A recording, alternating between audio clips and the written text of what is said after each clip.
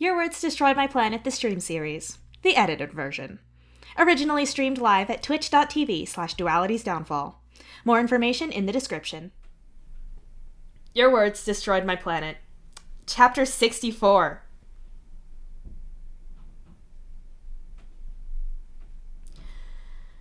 Your chuckle voodoos are psionics.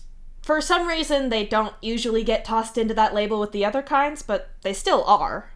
They're not that useful for passive stuff. You can feel when someone is close to losing their shit and feel it with some detail, but other than that, it's more of a sense of bad vibes. Obviously, you can cause that, but that's something you have to actively do, even if it's by accident sometimes. Right now, this gym is a big, swirling soup of bad energy and sour feelings all around. Old Dave is a big, humming beacon of nasty vibes, fear, and rage all mixed up into one. And he's right on the edge of snapping. Your Dave is tense and clearly pissed, but he's got a better handle on his situation in comparison to the older one. It's easy enough to tell them apart psionically, but chuckle voodoos don't help much with understanding Spanish. Luckily, you'd left your Strider-built Strider translator open after the oldest one found you spacing out over the sink. Oh, cool. I thought to identify which Dave was which. You did this. Did what? Don't play dumb with me. Not playing. The captain is dead and you killed her. Your eyebrows shoot up your head in surprise when you see that entirely nuts accusation thrown around. You look up from your palm husk to Dave and see that he's just as surprised, but definitely pissed about this. What's going on? What did I miss? Aradia asks as you hastily swipe out of the translation app and go into Trollian. Check that Strider translator thing. We got murder accusations flying around. You tell her quietly, making Aradia scramble for her palm husk.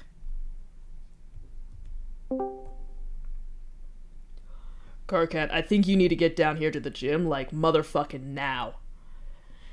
If this is some dig about my athleticism, then I'm not in the mood. No, it's more like I think the Daves are about to make this a one Dave situation, since this is getting nasty and there's legitimate murder accusations going around. I'm gonna try to deal with it, but you should probably get here.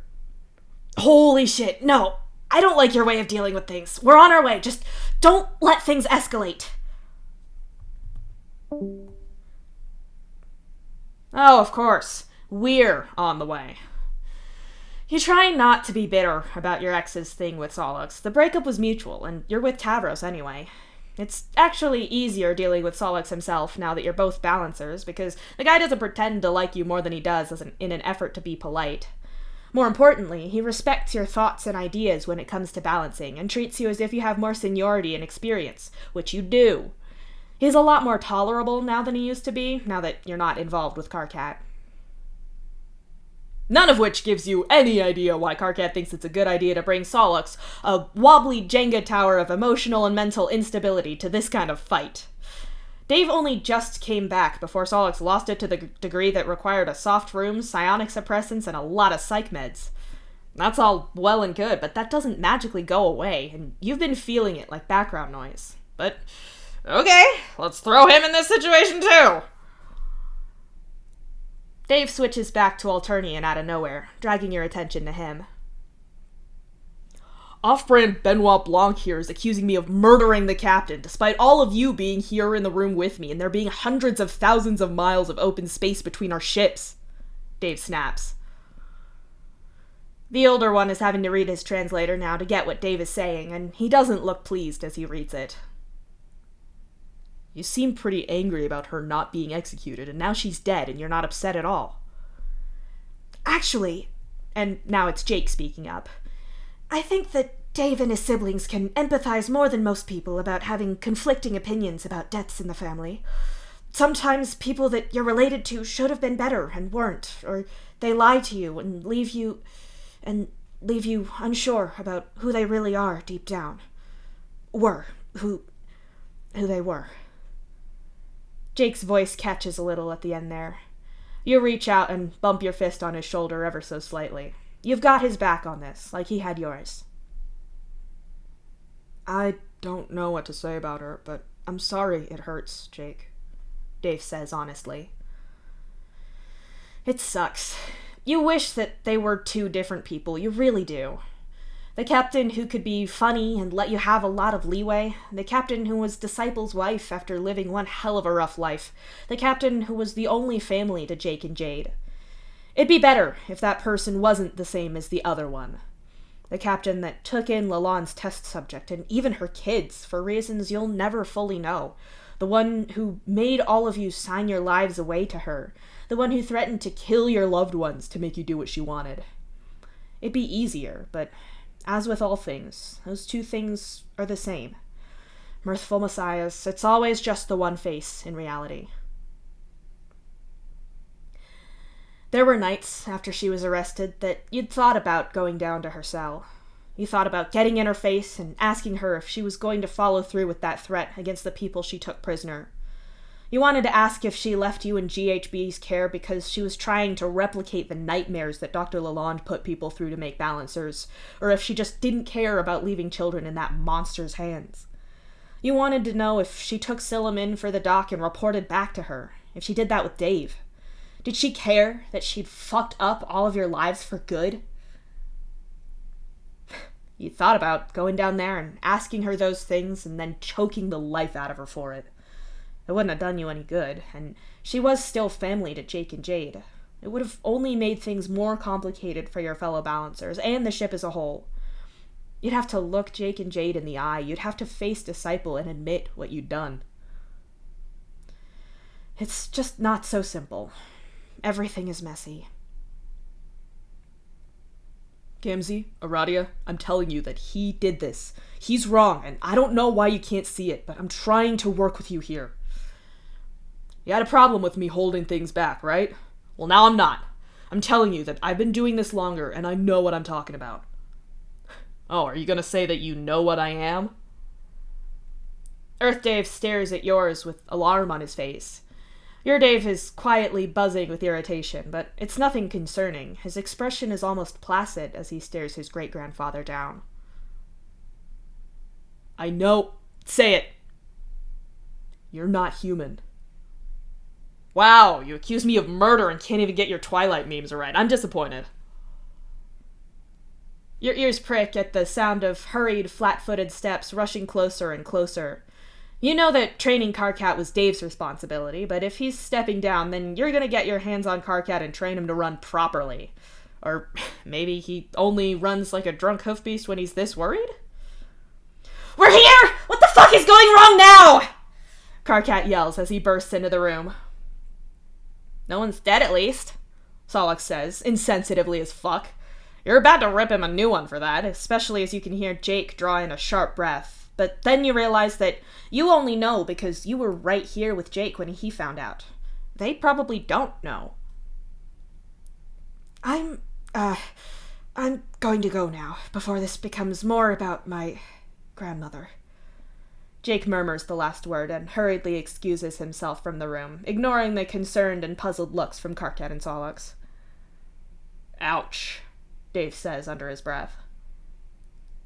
What was that about? Why are you talking about murder accusations, Gamzee? Karkat demands as the door shuts behind him. Your captain is dead, killed like someone shoved her out into space, except she was alone in a locked room. In a locked room on another ship. Somehow I did this, apparently, even though I was here having a nap in a room full of witnesses. The captain's dead? No one told us! Since when? Karkat demands. Jake just found out. I think Nepeta messaged him directly, and then they had a call. I'm guessing that it's not public knowledge yet. We just found out because we were with him when he was informed. Aradia explains. Oh my god, that's horrifying. Shit, poor Jake. I just burst in here yelling like an idiot, and he was dealing with that. Karkat whispers, and behind him you can see Solix going through his own silent but expressive facial journey. The moment that I can speak the same language as you people, I swear. Will you listen to me? I'm trying to tell you that we're in a dangerous situation. We're really not. Fuck, maybe I should go after Jake? Oh no, you're not going anywhere. Old Dave moves to the side slightly, enough to block Dave's direct path to the door. He's clearly intending on keeping Dave in this room, and the beginnings of fear start to spike in your friend. You don't have to guess why. He was recently abducted and imprisoned. Of course he's not into this. You have to say something. I think you can maybe calm your rumbles fears, old man. There was apparently some weird ghost shit going on earlier, and he saw it. He said I was all in its thrall, or whatever. You wave your hands. I don't know about that, and the balance felt fine when I checked it with Aradia, but it's not like people can sneak up on me easily. He says I was out of it and singing along, but from my point of view, I was washing my hands, and then all suddenly he was up in my grill with his hands grabbed at my shirt. That's near impossible to do, Dave says, and he'd know. You two pair up for stealth exercises a bunch. He's a sneaky fucker, and even he'd find that a massive challenge.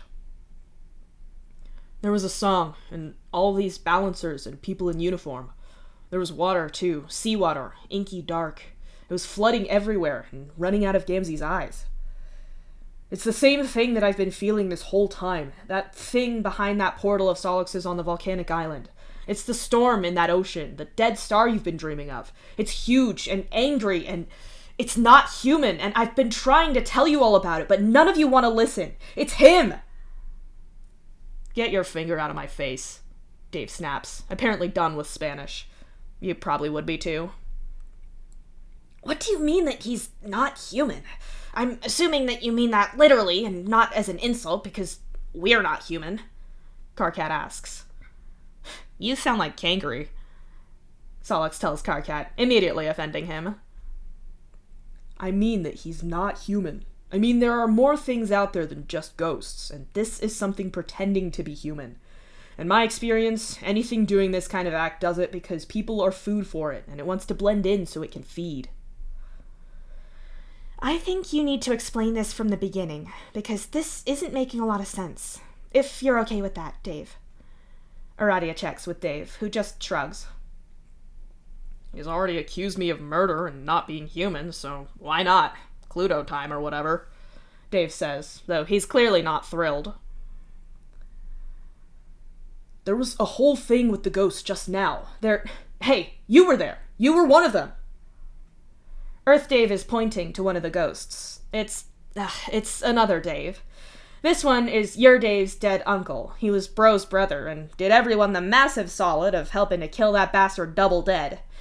He's currently crouched idly at the edge of the foam pit and seems mostly unbothered by Earth Dave pointing at him. He even opens his mouth to say something, but it's just, ooh, leave me out of this. I'm not getting in trouble with my mother for this. Nope. Helpful. Earth Dave looks pissed, but he can probably sense his credibility slipping away, so he powers on without the dead man's support.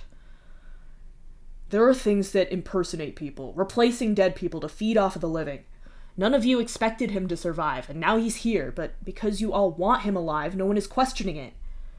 He refuses medical tests, anything that might show that he's not as human as he's pretending to be, and worse still, he's exploiting the shit my actual great-grandson went through to get away with it. Then when he does do some tests, he does them on himself so he could fake whatever he needed. He even made sure that I didn't want to stick around to watch. That's not what happened. I didn't mean to bring up Sam. Don't you talk about him! Okay, alright, fine. I'm not exploiting anyone's trauma, just FYI. It's mine. Aradia looks up from her palm husk with a sigh, and then speaks loud enough to cut over both men. Hey!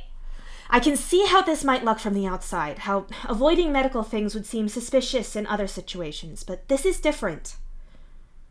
Karkat chimes in, but he's doing it in Spanish, so you have to look at your translator to know what the hell he's saying.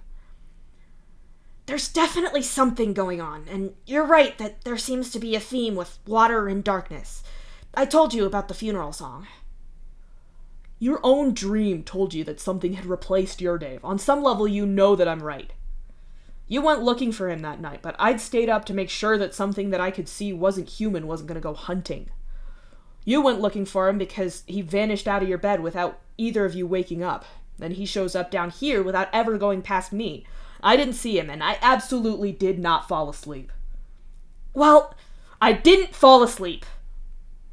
I was going to say that Dave can sort of teleport a little bit. He's always been able to do that, right?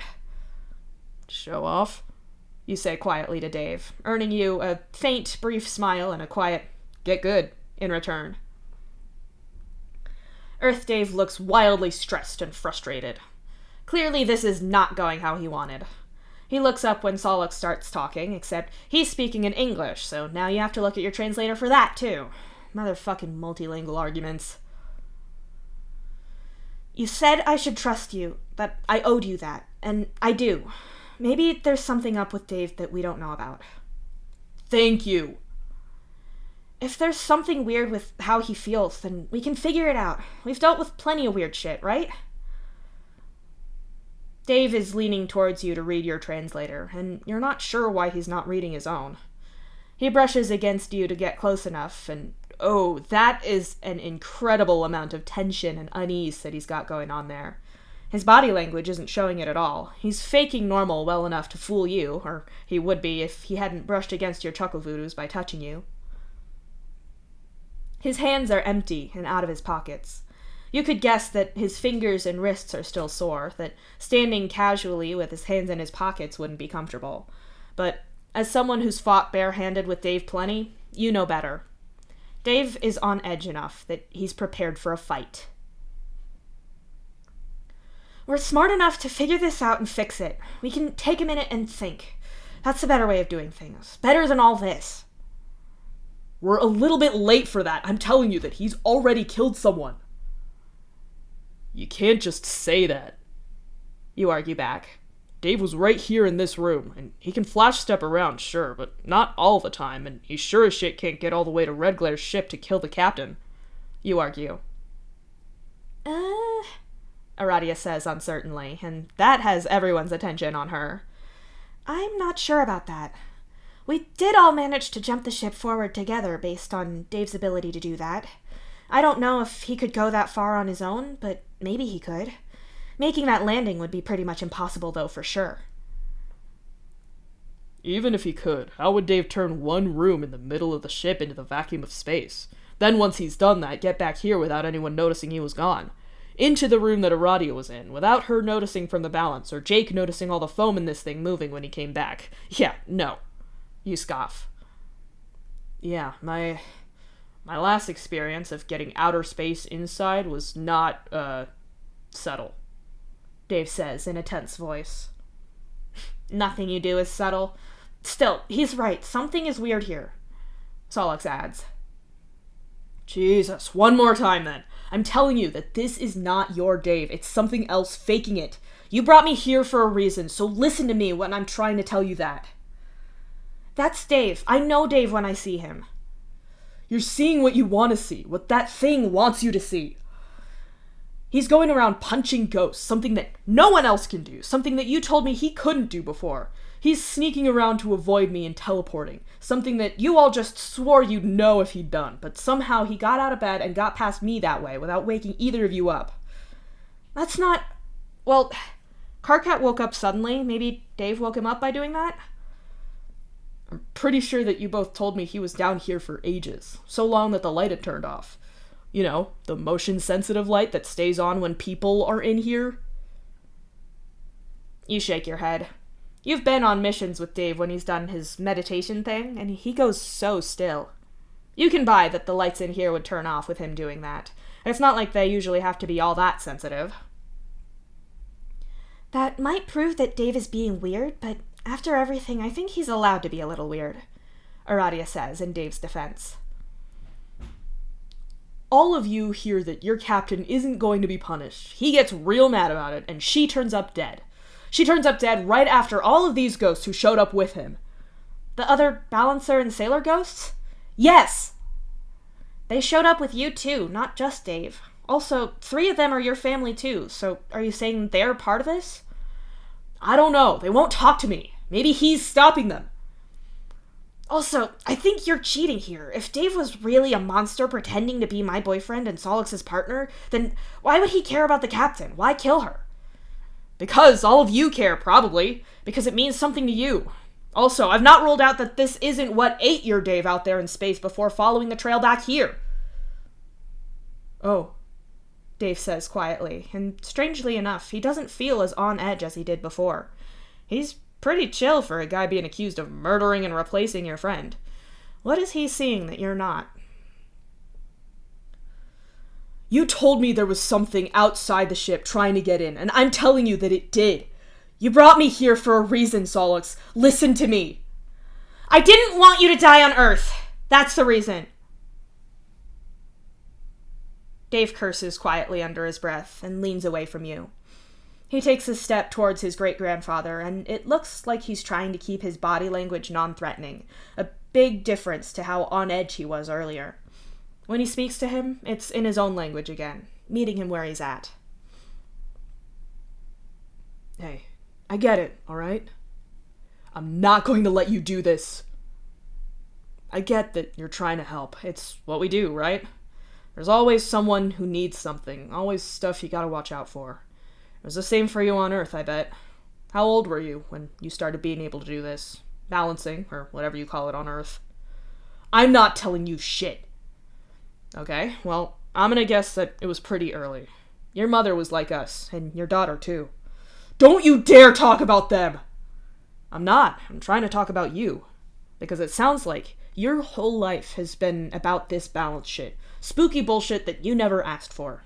We didn't ask for it, but it takes over your whole life, right? How much did you lose from it? Jobs and shit, or relationships. Not to mention how you had to be taught this, and then you had to teach it to Sophia too. Like you didn't ask for it, and now you have to pass it on. Shut up! What are you doing? I can feel that! You feel it too, or at least you feel a lump in your throat, and without you even realizing that you'd got that emotional, you feel a tear spill down your cheek. You never asked for this, and that's never going to stop hurting, is it? No, I get it. I'm the same. But for you, some hot alien shows up and dumps some prophecy and a spooky scavenger hunt in your lap, and you don't get a choice. When do we ever? Your whole planet dies. You leave your family, and you show up here. So obviously there's something wrong here. Obviously you were brought here for a reason, because if it's just that Solix didn't want to leave you to die, then nothing means anything. The older Dave backs up and then tries to say something, but seems to choke on the words. As he coughs and splutters, your Dave keeps talking. If there's no big mystery to solve or void shit to fight, then you're just here, and that's a lot to deal with. It's not fair, and you've lost so much. I know what it's like. I lost so much. Old Dave coughs again and then looks at his hand. He turns it to show Solix, and you're relieved that it's not red with blood. You don't need more people in mortal danger. He's just in emotional danger.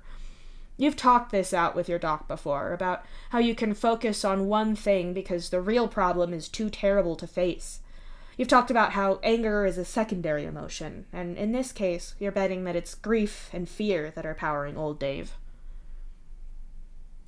It's salt water. I just coughed up salt water. It's not just me. Look at him. Karkat and Solix look at you and jolt in alarm right as another tear rolls down your cheek without your permission. Are you crying? Solix blurts out. Fuck that! What's wrong with your eyes? Karkat asks and marches over to you. I don't know. What's wrong with them? I don't feel like I'm crying. You tell him, and Karkat grabs for your face and turns your head this way and that to see. You're a little concerned that Solix might have an issue with that, since Karkat isn't your Morwell anymore, but he's not really in a position to complain. Not after his whole too-close friendship with Karkat when you were still with him. For what it's worth, Solix doesn't look annoyed by this at all. Just concerned. Typical. Your eyes are really dark. You really don't look like you're crying, but... Karkat catches the tear that was about to drip off of your chin. It runs down his finger, and you can't help but note that it looks darker than your usual purple hue. Probably paint making it look like that, you say, though you can hear the uncertainty in your voice. What the hell is happening here? Karkat hisses, flicking the tear off of his claws. I knew things couldn't go this well. There's always some kind of catch, but I was hoping I was just being pessimistic. He cranes his neck around to look at the two Daves. They're still going at it, and you still don't speak Spanish, so you've got to catch up. Even that Vriska ghost knows that you're not human. I heard her say so. I translated it when she was arguing with Solix's ghost. I don't know what you're talking about. You don't speak the language, and those two say all kinds of shit. That could be anything. Get her here and ask her then. I'm not making her do anything. How convenient! Dave, I wouldn't normally say this, but maybe Vriska might be helpful here. If she and Matuna... I assume it was Matuna? Aradia glances over at old Dave, who just shrugs. I'm guessing they were saying something and he misunderstood. If that's the case, then we can clear it up right now. There's a pull from Solix's direction, and then Matuna appears, looking confused and uneasy with the obviously tense situation. Fucking fine, Dave mutters, and now Vriska is involved in this mess. This seems like something that didn't need to happen, Vriska remarks as she looks around the room. Yeah, it didn't need to. I didn't want to drag you somewhere since we're not doing this balancer ghost shit like we agreed, but here we are because I can see that refusing to bring you here makes me somehow more suspicious of being some kind of monster and possibly a murderer, your Dave says in exasperation. Shocking, Vriska says flatly. Can you stop being a bitch and tell him what you really said when he tried translating your conversation? Can both of you do that? Solix asks, shooting both ghosts a sharp look. What? Can I remember the exact words that I said to Matuna in an argument that this guy, who doesn't speak Alternian, badly repeated into his palm husk? No, I don't remember every word that I say. That's for other people to do. Vriska sneers. Earth Dave asks for a translation, since, as already stated, he doesn't speak Alternian and the translators don't pick up ghost talk. As Solix more or less repeats what Vriska said, you watch Vriska glaring at Matuna. Hold up! Are you assholes holding some kind of trial on Dave here? He's your partner! What are you doing? Matuna demands. I don't know, man, your Dave says unhappily. I think he's having a hard time dealing. I mean, I get it. I've been there, but I'm not loving this either. Karkat sighs.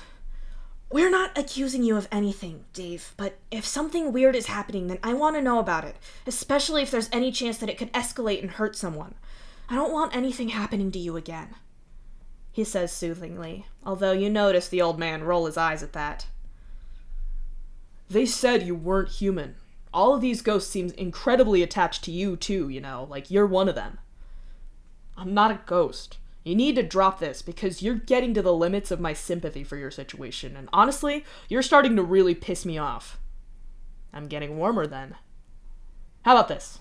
Solix took me through that big-ass spooky door, and he physically touched me to do it. I ran into him on this side as I came through, but not you, though. Yeah, I woke up in my own coffin, and considering that, I think I'm being really goddamn patient with you. That was a real entrance, yeah. There was a big black cloud of ghost energy that swirled around and then hit that coffin, and suddenly you're here and you're physical. It was definitely dramatic, you leaping out of the coffin for my dead great-grandson. Really memorable. Stop saying I'm dead! Hey!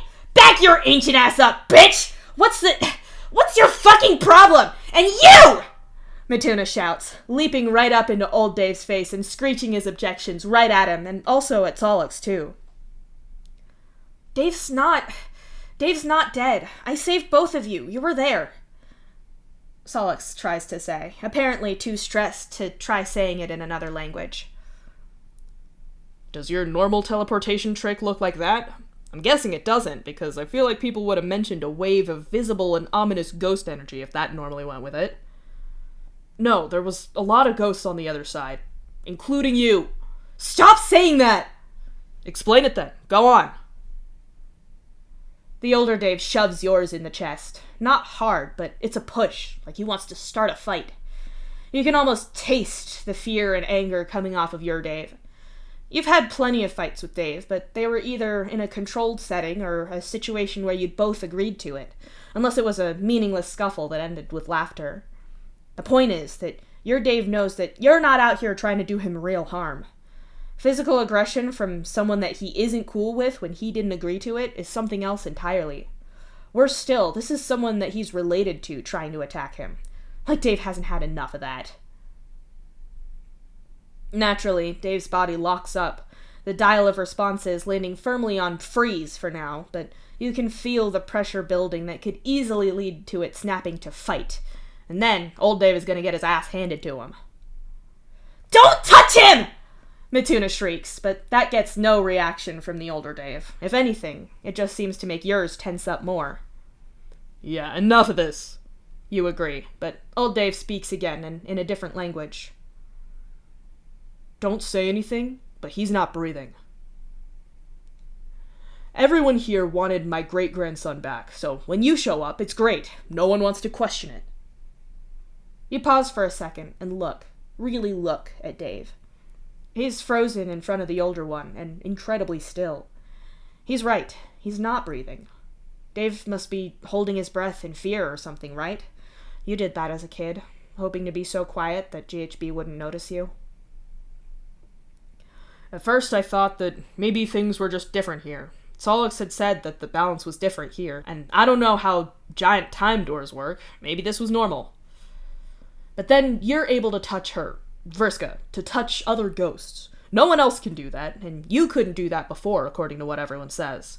Now you can, because you're different. This needs to stop. This isn't the right way to do this. Dave, come on, just come here. Karkat holds a hand out to Dave and takes a step towards him, but there's no reaction at all. What's worse is you still haven't seen Dave take a breath at all. His shirt is pretty skin tight, and there's not been any shift in his ribcage or anything to show him breathing. Even if he was breathing in fast and small breaths, you could surely see it. What the hell? No, none of that.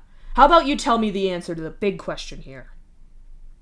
If you're really my great-grandson, how about you tell me how you held your breath in outer space? How you survived out there for, what, a day? It was... Not asking you, Karkat. I followed the singing to the ship. That's all. Dave spoke. He spoke, and you're watching, but you can't see him drawing in another breath at all. You glance at Aradia and see that she's just as alarmed as you are. How did you not run out of air? If you're really him, then tell me how. I didn't. Vriska was there. Vriska winces at the sound of her name, but she doesn't do anything more than that. Mituna looks antsy as hell, like he's on the edge of screaming something again, but is desperately trying not to make this worse. And during all of this, Dave is still not breathing, even though you've heard him speak. Dave, breathe! You're not breathing! Solix shouts at him, and that snaps Dave's attention to him. The older one looks at his translator and groans in irritation. Fuck me. Okay, this is going to be bad. Tell me what you are, because you're not alive and you're not human. I can feel... The older Dave is demanding all of this, trying to get the still not breathing Dave's attention back on him. He dumbly tries to force it, by grabbing Dave, by grabbing him by his scarred and fucked up forearm. All of you shout at him in warning, telling him not to do that, but it's either too late or old Dave's not interested in listening. There's a sound, the kind of thing that belongs in tech labs, a noise that would make you sure that whatever electrical equipment made it is utterly broken now. There's a flash, and the older Dave is launched across the room, though he manages to roll as he lands and staggers to his feet. Don't touch me! Dave shouts at him. You freeze at the sound. You know what it sounds like when ghosts talk. What sound that doesn't go through your ears sounds like. Oh, Dave, your arm, Aradia gasps. No, fuck! No, stop that! Mituna barks at her, but it doesn't stop Dave from pulling his arm away from his body. He'd clutched it close to his chest when he wrenched it from the other Dave, but now he's looking at it, and so are you. Or you're looking through it. The shape of Dave's arm is there, but it's not the pale skin that you're used to. It's black and translucent like dark water. Inside the watery shape of Dave's arm are bones. You watch the two bones in his forearm twist as Dave turns his hand to stare at himself. No, this... Dave... Solix whimpers. Hey, what? This isn't... You're cool! It's fine!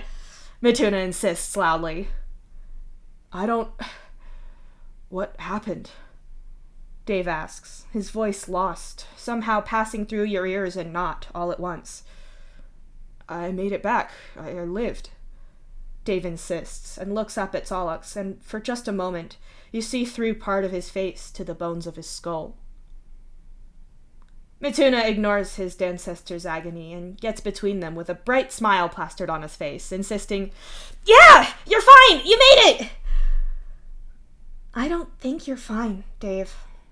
You didn't know about this, did you?" Aradia asks him, but Dave just looks lost. "Dave, no!" Karkat whispers, his voice on the edge of tears. "I just wanted to come home," Dave says, and the agony in his voice sends tears streaming down your face. You're not crying. You feel like you could, but you know that you aren't. Yet, tears are streaming down your face faster than any person could ever possibly cry. Across the room, the older Dave doubles over, coughing wetly. "You did come home!" Mituna insists. "Shut up! I warned you, didn't I? And now look, this is so much worse!" Vriska snaps at him.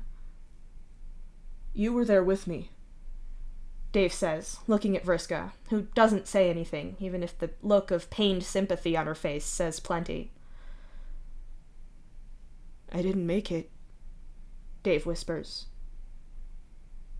The lights above you dim and flicker, and between 1 millisecond of light and darkness, Dave is gone. As soon as he vanishes, the tears stop running freely from your eyes, and old Dave manages to hack one last time and clear his throat. That's all the evidence that Dave was there at all, aside from a shared sense of horror and a lingering smell of sea spray. Mituna explodes into a fit of obscenities, though there's suddenly no Vriska around to argue with him. Karkat breaks into a sob, even if he's trying to muffle it with his hands. "I told you it wasn't him, so if we could start believing me now, then that would be great. Although, it looked like there were bits of him in there, so I think that might be what ate him." "Will you give us a fucking second, old man?" You snarl at him, fully happy to unleash enough VODs on him to make him shriek like a wiggler. Speaking of shrieking, the skyrocketing tension from Solix is pinging your VODs hard. It's even more concerning when you consider that Solix is physically still and silent, just staring at the space that had Dave in it moments ago. "Shit, fix Solix before he turns this room into a blender!" You hiss at Karkat and shove him that way. Karkat stumbles in Solix's direction, and they more or less catch hold of each other. No way are you going to get anything useful out of Solix anytime soon, so you can count him out. You touch your face and get another look at the not tears that you were crying without actually crying. "Gamzee, we need to figure... okay." Aradia walks over to you, but pauses as you lick the not tears on your hand. "It's really salty. Saltier than tears," you tell her. "Well, licking things is a kind of science," Aradia says after a pause. "There's definitely a saltwater theme going on here." "Dead! I was supposed to bring them both back, and he's dead! I left him! He died in space, and it's my fault!" Solix's voice reaches a yell that grabs your attention, despite Karkat trying to shoosh him away from the unavoidable breakdown. "Here's what I don't get. Why did nothing go wrong until now, and why are you and that Dave having similar reactions to it when the rest of us aren't?" Aradia asks, gesturing to your tear-streaked face and at the other Dave, who is catching his breath in front of a puddle that he had coughed up. "No idea, and I still think that was Dave. I'm not sure how alive he is, but that's Dave. I don't think he killed the captain either," you tell her. Earth Dave reacts to that with agitation and disbelief, but you don't have a lot of time for anything that he has to say right now. You know Dave when you see him, and that was him. This guy cornered and interrogated him, stressed him the fuck out to get him to this point, on purpose. You don't fuck with that kind of behavior. "You're right that something was wrong with Dave, absolutely. You're right that the other ghosts are being weird, but that doesn't mean that Dave did this. I don't think that he knew about this at all," Aradia argues. I can't think that there was something pretending to be Dave with us this whole time. I can't, Karkat adds. That doesn't mean that he thinks that it's impossible, just that he can't stand the idea. But even if you can tell that from his tone of voice, you agree, saying, No, I know Dave when I see him. That was him. I don't know what happened, but it was him. Yeah, we don't know what happened. How about you tell us, Mituna? Aradia asks, turning her focus on him. You were trying to tell Dave that everything was fine, even when... Karkat is interrupted by Solix wailing that he could see his bones! Even when it was obvious that things weren't fine. What do you know, Mituna? Mituna shakes his head several times before exploding into a screaming fit. Man, this is stupid! Fucking bullshit! And this cocksucker here! And he hits a pose out of one of Tavros's silly reading games, pointing dramatically at Earth Dave. Went and ruined it!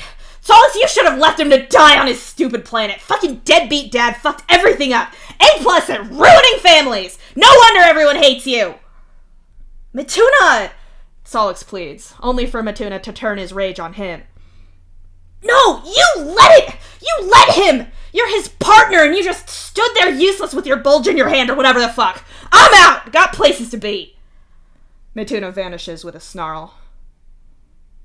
Solix sobs into Karkat's shoulder, but you don't really have time for this shit, and it seems that Aradia doesn't either, since she asked Solix to get Mituna back here.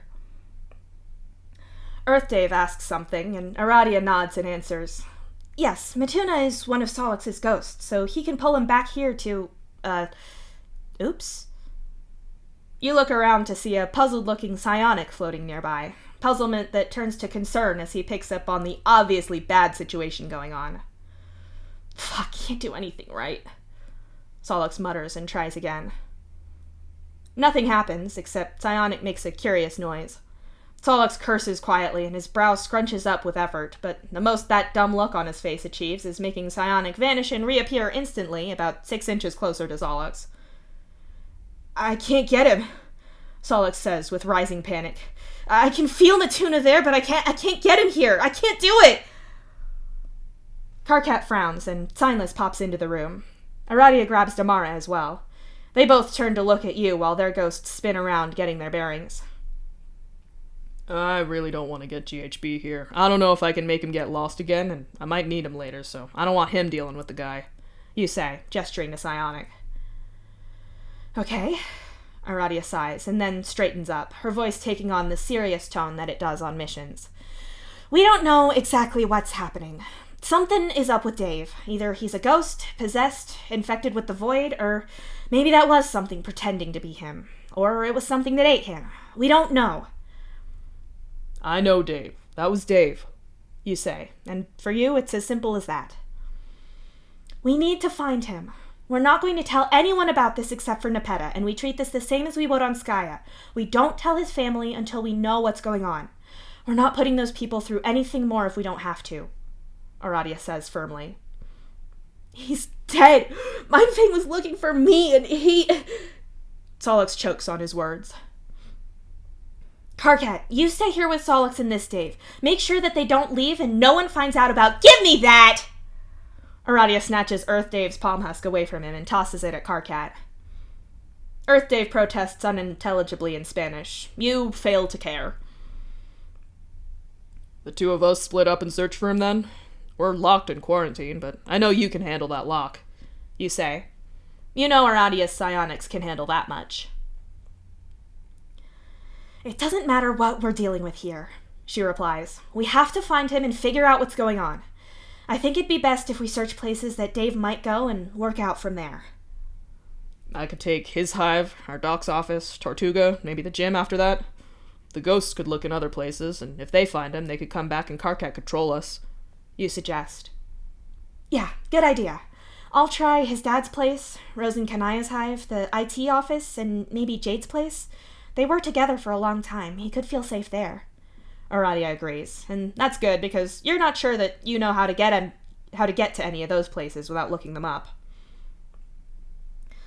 Okay, you've got a plan. It's always easier to feel calm and in control when you have a plan. So long as everyone sticks to the plan, that is. That's always the motherfucking thing.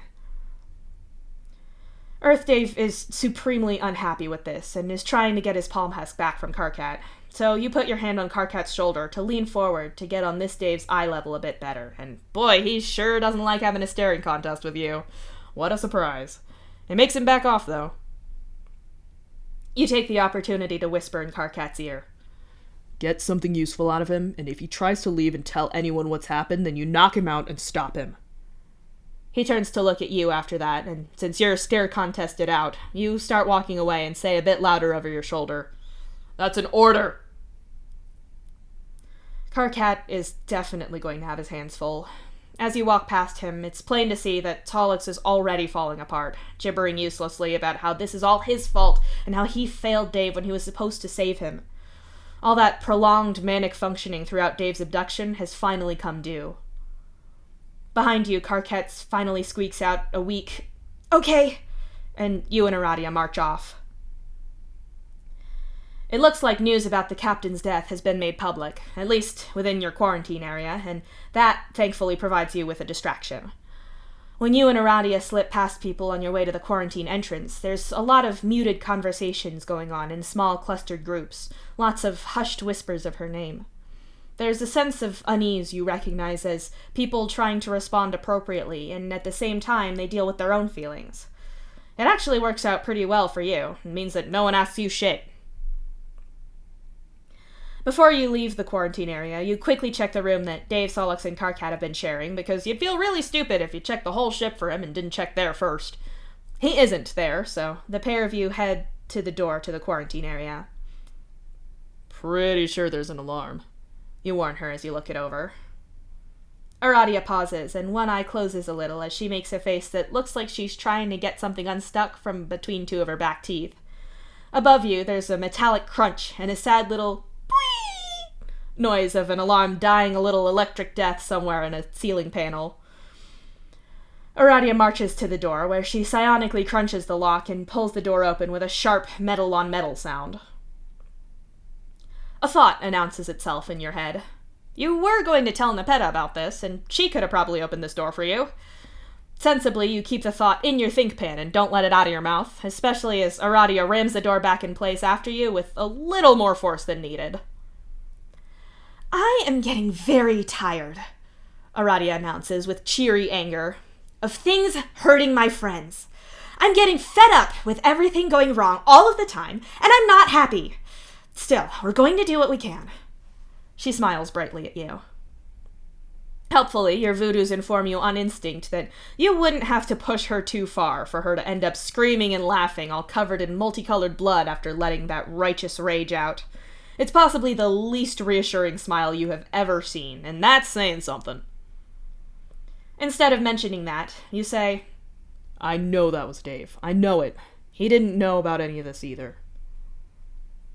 "Messiahs, that'll stay in your think sponge forever," Dave's small voice saying that he just wanted to come home.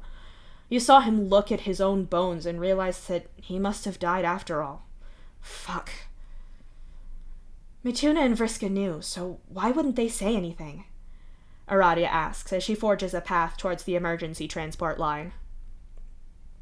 Solix couldn't get him back either. Does that mean something, or is it just him losing it? Don't say it like that, Aradia says with a frown, but you just shrug. He is losing it, you saw. The two of you get onto the emergency line train, and Aradia punches the buttons for the both of you. You sigh wearily and make a suggestion.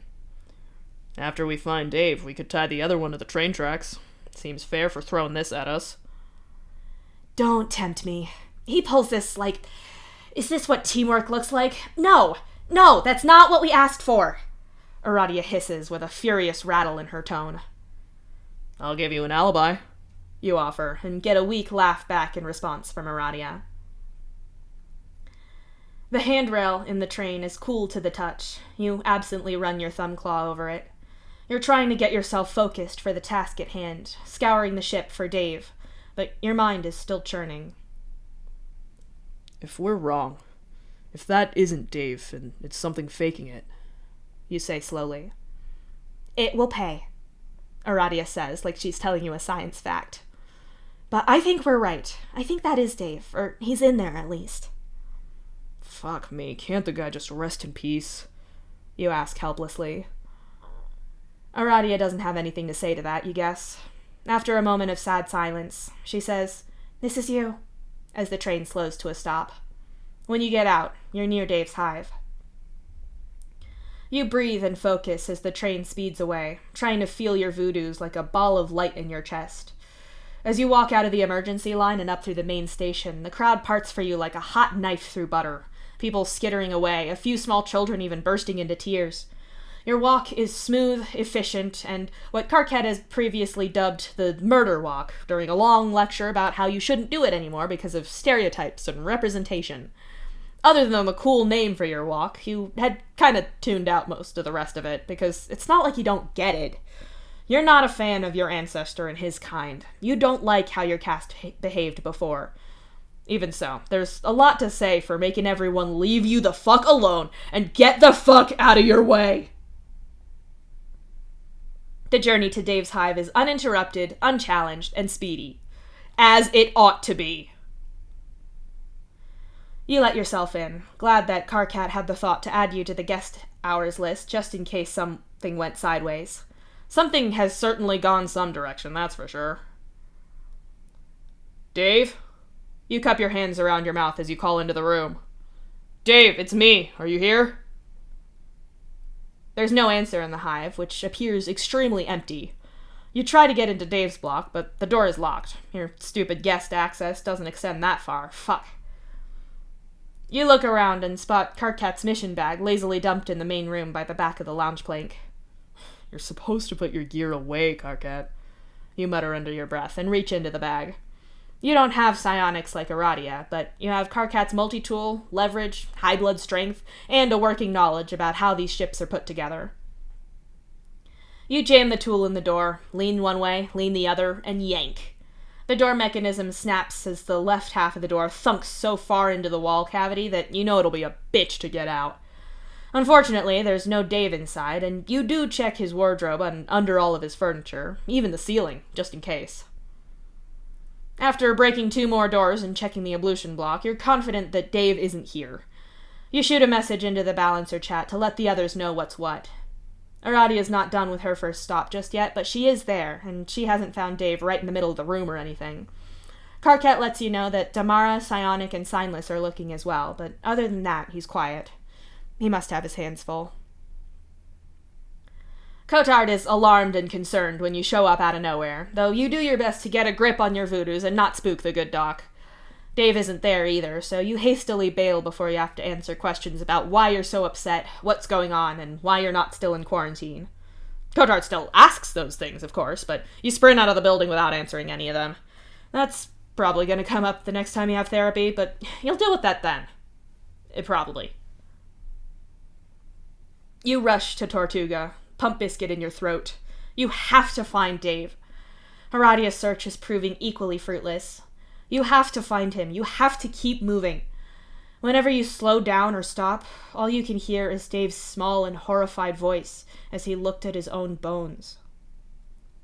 But Tortuga is another fucking dead end full of sailors who haven't seen Dave and suddenly are all remembering other places they need to be right now. In an act of desperation, you grab a guitar and strum some terrible note. Your claws are too long to press the strings down right. The instrument that sounds like magic in Dave's hands sounds like something dead and mangled in yours. Your breath hitches, and this time the tears prickling at your eyes and threatening to spill are yours. You clutch the guitar to your chest and will Dave to appear. This guitar isn't his, but he's used it 1,000,000 times. That's gotta leave some trace of his soul on it, right? You look down at it like you can try to pull him out of the thing, but your eyes land on a faded sticker up near where the neck of the guitar meets the body. The edges of it are peeling up slightly, but it's still perfectly readable. It's advertising Dave's shitty webcomic. There's no way you can start crying if your eyes are shut, so you screw them as tightly closed as you can and cling to the guitar. You already had his funeral. How can you lose him again? This is a nightmare! This is a nightmare. You sit up a little bit straighter as the idea starts to come together for you. You know that this isn't literally a nightmare because you're not dreaming this, unfortunately. You can tell the difference. But it's a nightmare all the same, and it's a nightmare for Dave, too. He thought he was home, and then something destroys that for him. It's the nightmare scenario, but you're both awake. Aradia lets you all know that she didn't find Dave at the IT office, which makes sense since Dave only went there when his brother or Solix were there, and neither of them are there now. You tell them that you're searching somewhere else, and you let them know where you're going. Then you shove your palm husk away before you can see any responses to your plan and leave the bar. It's funny, you know the way there, but you've never gone there from Tortuga. Dave has told you that when he's blind, he mostly navigates by following his frequent paths, that he memorizes routes, and it'd be hard to get from one place to another if he hadn't gone between those 2 points much when sighted. This is like that, an unfamiliar route to a far too familiar destination. It's been so long since you've let yourself into this hive stem, even longer since you've done so alone. Karkat has been with you before, but not for years and years. You hesitate outside of the front door, your digestion sac churning. You press the button by the door, and it unlocks immediately, revealing the dark and empty main room. No one has lived in your old hive since you left it. You never wanted anyone else here. You never wanted anyone living in the hive that features in your nightmares, much less sleeping in the room that you saw Kurlos die in. The captain did, at least, allow you to keep this place empty. One of the few solids she had ever really done you, even though it absolutely broke policy. The front door shuts behind you, all but silent thanks to the booming sound of your pulse beating in your ears. There's a trembling of your hands that makes shame rise up in you, but there's no one else here to see it. The lights flick on overhead, illuminating the abandoned furniture. You remember 13-year-old Karkat furiously righting furniture and straightening the place out so that when you came back, if you ever came back, it didn't look so bad. It doesn't look so bad, just abandoned. The air from the vents smells stale, but otherwise fine. There isn't even some deep layer of dust, just a vacant hive. You will your voice to sound steady and normal when you call out, "Dave?" It sounds mostly all right. Movement catches your eye, and you jump, turning to face it on instinct. It's not Dave, nor is it your ancestor here to make you pay for his death, and it's not Kurlos back from the dead asking why he had to die and not you. It's Vriska. "Gansey, what are you doing here? Also, where is here?" she asks you, leaning awkwardly around the hallway to look at you. "Why are you here?" you ask her, entirely goddamn reasonably. Fucking Vriska jump scare. "I asked first," Vriska countered. You clench your hands into fists so they're not shaking so much and walk down the hallway towards her. "I'd look myself, but I can't," Vriska says as you get close to her, and she tries to take a step away from the doorway at the end of the hall, but she's stuck, like she's tethered to something. To someone. "I can see around the corner, just. I couldn't see much with the lights off, and there's not a lot to see with them on. Where the hell is—" she starts. "It's my hive," you say over her. "No, it's not. I've been there. You—" Vriska trails off, and her eyes go wide behind her glasses. Oh, this is that hive? The one where—" You nod, once. "Wow, Dave, you take me to the nicest places. First the void, now this," Vriska says under her breath. "He's here, right? He's here? I was right, he's here," you say, exhaling heavily. It's somehow easier this way. You've been in so many of Dave's nightmares, and he's been in so many of yours, too. The idea of walking into this room is like hell to you, but the idea of getting Dave out of your nightmare makes it feel almost familiar.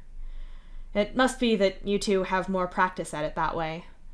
You open the door to your old bedroom without hesitation and step inside. But whatever you expected to find, it's not this. There's a darkness under your bed that sucks in all light, and the lamp in this room isn't even working.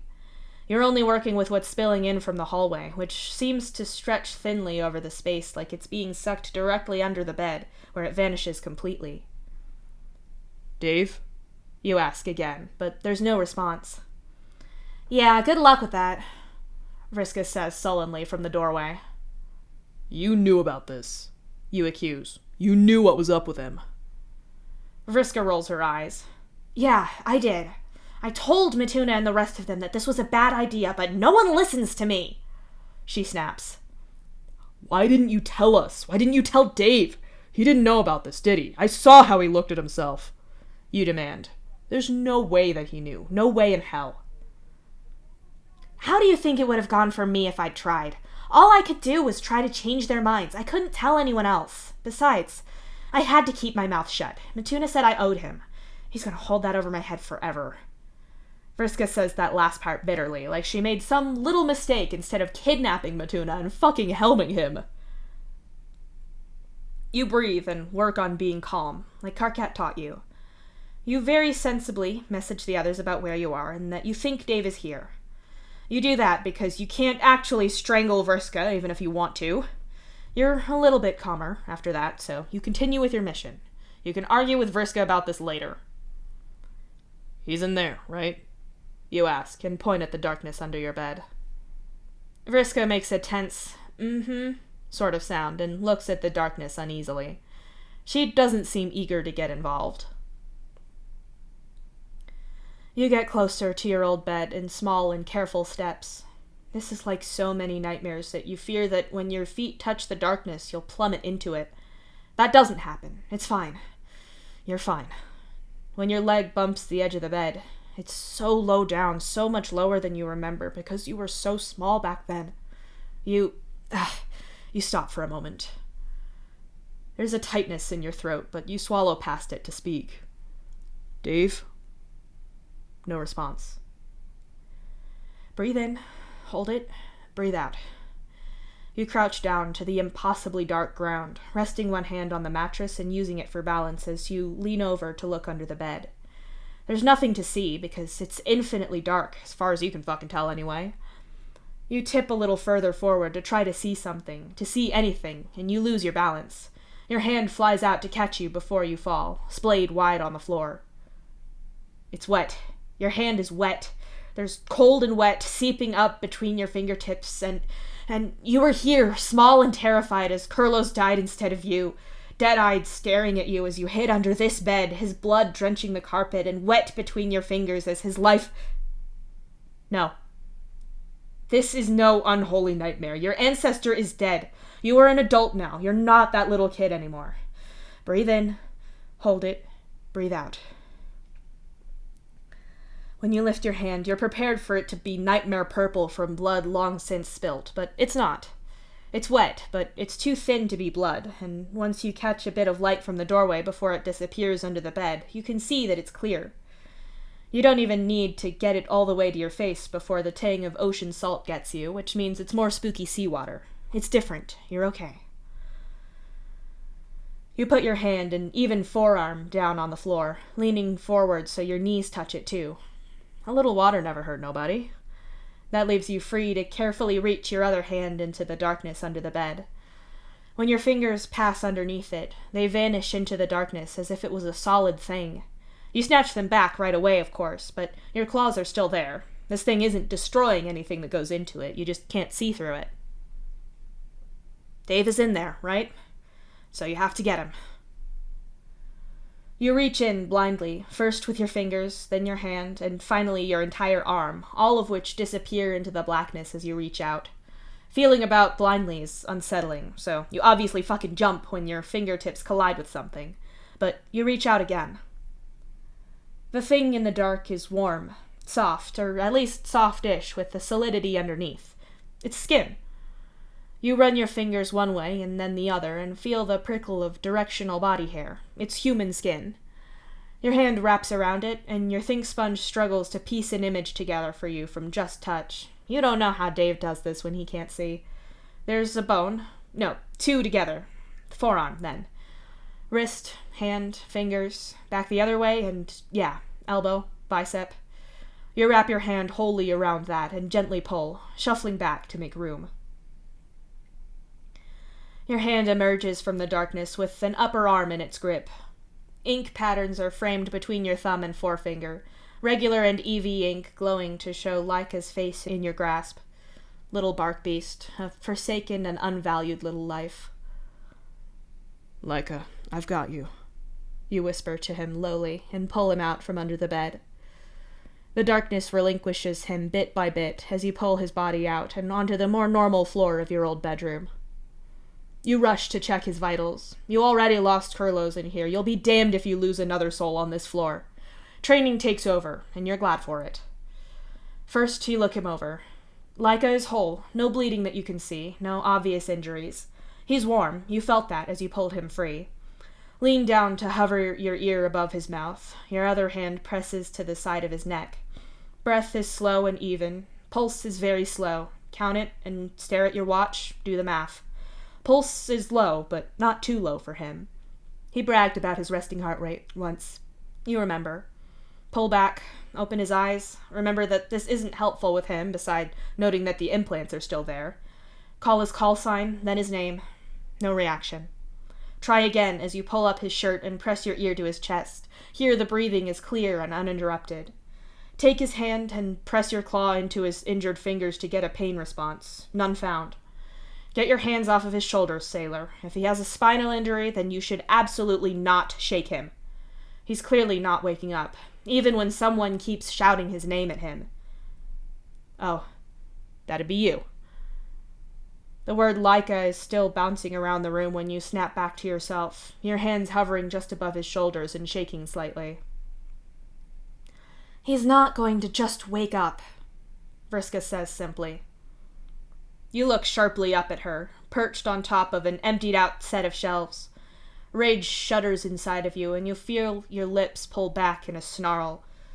You lean forward and rest your hand on the ground by Dave's head, claws snagging on the shitty carpet by his splayed-out white blonde hair. How about you tell me what happened? Be useful! You snarl at her, clamping down on the VODs out of concern for what it might do to Dave rather than her. Dave told you what happened already. He wasn't lying, Vriska says, not answering the question. Your eyes flick to him. He's still and unconscious, but alive. Impossibly alive. You hate this, but the other Dave is right about some part of this, at least. This doesn't make sense, and you don't know how to explain what you saw. Your free hand touches Dave's neck again, where his pulse thumps slowly and paradoxically under your touch. How is he motherfucking alive? I want to say it's a miracle. You start, and Vriska scoffs at you. It's a pity that you can't kill a ghost just by wanting to. You fix her a look, and she gets to talking, and she'd better be explaining, too. After the song, there was air, like he said, a bubble of it or something. It's not as if we could see it, but it was there, Vriska tells you. How much air? You ask. Your eyes flit to his face, but there's no change in color. His veins are normal, all pink and healthy and alive. No signs of asphyxiation here. He's alive and well. Not enough, Vriska says quietly, and when you glance up at her, you see that she's looking down at Dave regretfully. She shakes her head and looks away, but keeps talking. We were in the void. He was alive, but obviously not for long. No one was going to rescue him when we were on the ship, so it definitely wasn't happening after it was destroyed. He was determined to do something, to try something. Either it'd work or it wouldn't, and we were going to be eaten either way, so why not? I didn't want to be alone in there, so whatever. That sounds like him. It feels like a eulogy coming out of your mouth, but his pulse is stubbornly still there, persistent under your fingertips. He started getting confused, disoriented, passing out for a few minutes at a time. He said he heard this dog and some singing, so we kept following it, Vriska says. I could hear something, but... He was suffocating, you say, watching the slow rise and fall of Dave's chest. I don't think he knew. It was probably the adrenaline or the shock or whatever. Then he passed out and never... Vriska closes her eyes for a moment. You know how not all ghosts know that they're dead?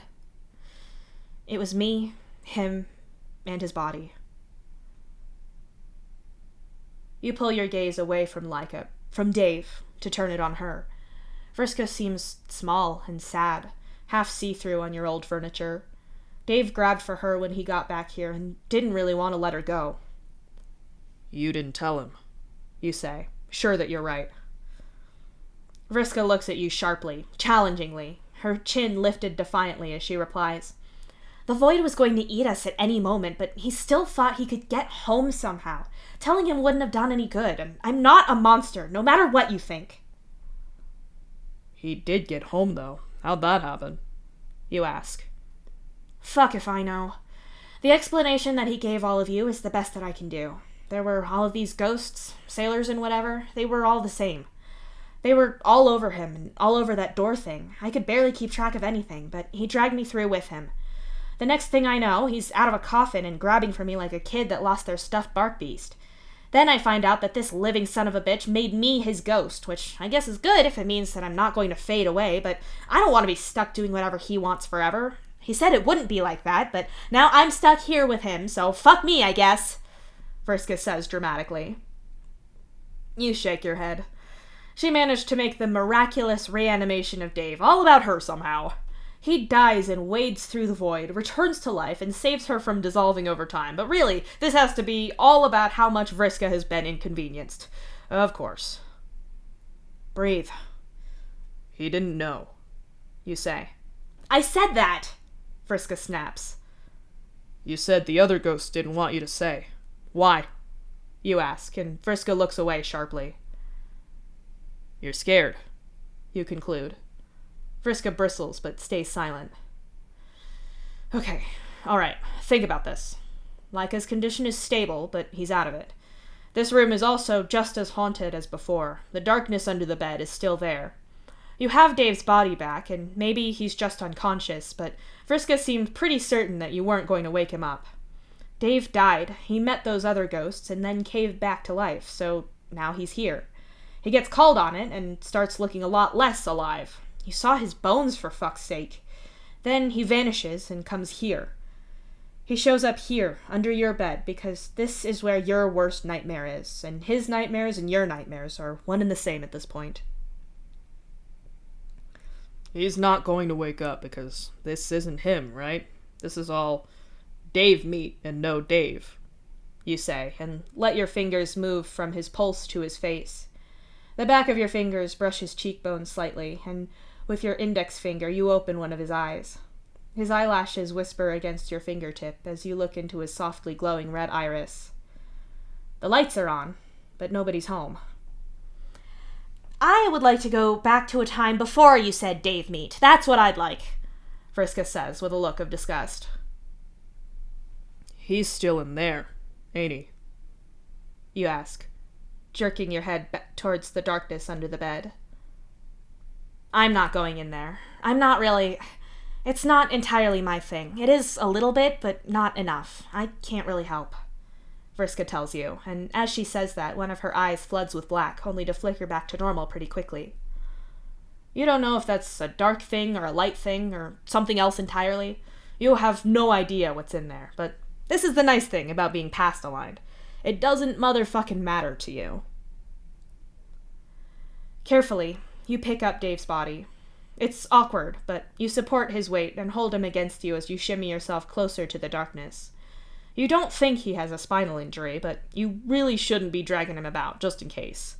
His breath huffs against the shell of your ear as you squeeze him a little tighter, trying to make sure you don't drop him. You must have had thousands of dreams collide with his when you were new to this. You likely know his body better than Zolix and Karkat do. You could draw out every scar on his skin on your own as you dreamt every injury over and over again.